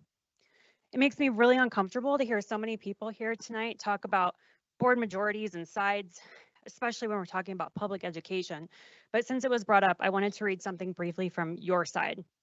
This comment was recently posted by Republican Senate candidate Eli Bremer on the Republican meetup page after several people went to a county commissioners meeting to read graphic book passages during their public comment. I question why grown adults would want to read this crap out loud. I don't know most of these folks and can only guess their motives, but I do know that it's not uncommon for sexual deviants to enjoy public displays of lewdness and exhibitionism. So it seems that conclusion has bipartisan support. Thank you.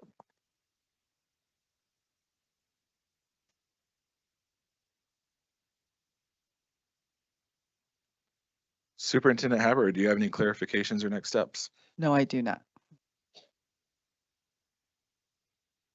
All right, board. Was our business this evening focused on activities that promote and honor our mission statement, our belief statements, and our global end statement that reminds us that all students will have the knowledge, skills, and character necessary for successful transition to the next level and upon graduation will be fully prepared for success?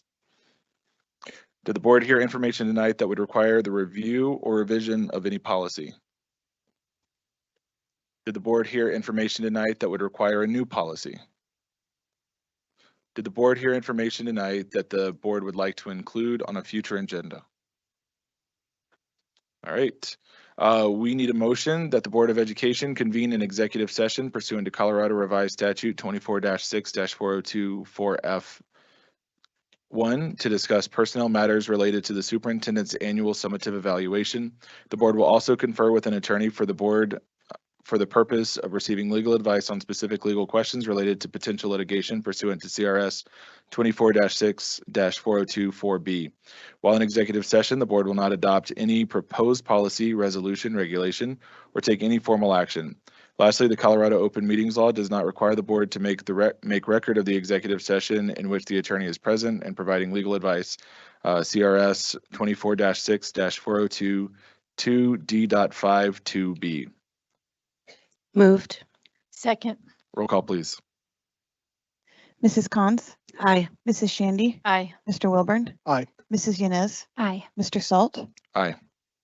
The executive session will be held in the superintendent's office, and invited to this session are Mrs. Haber, Mrs. Cons, Mr. Salt, Mrs. Shandy, Colonel Stallworth, Mr. Wilburn, and Ms. Yanez. Also invited are Ms. Allison Cortez, Dr. Susan Field, Dr. Jim Smith, and Ms. Tanya Thompson. The regular portion of this meeting is over. We will take a quick break to clear the room and move to the superintendent's office.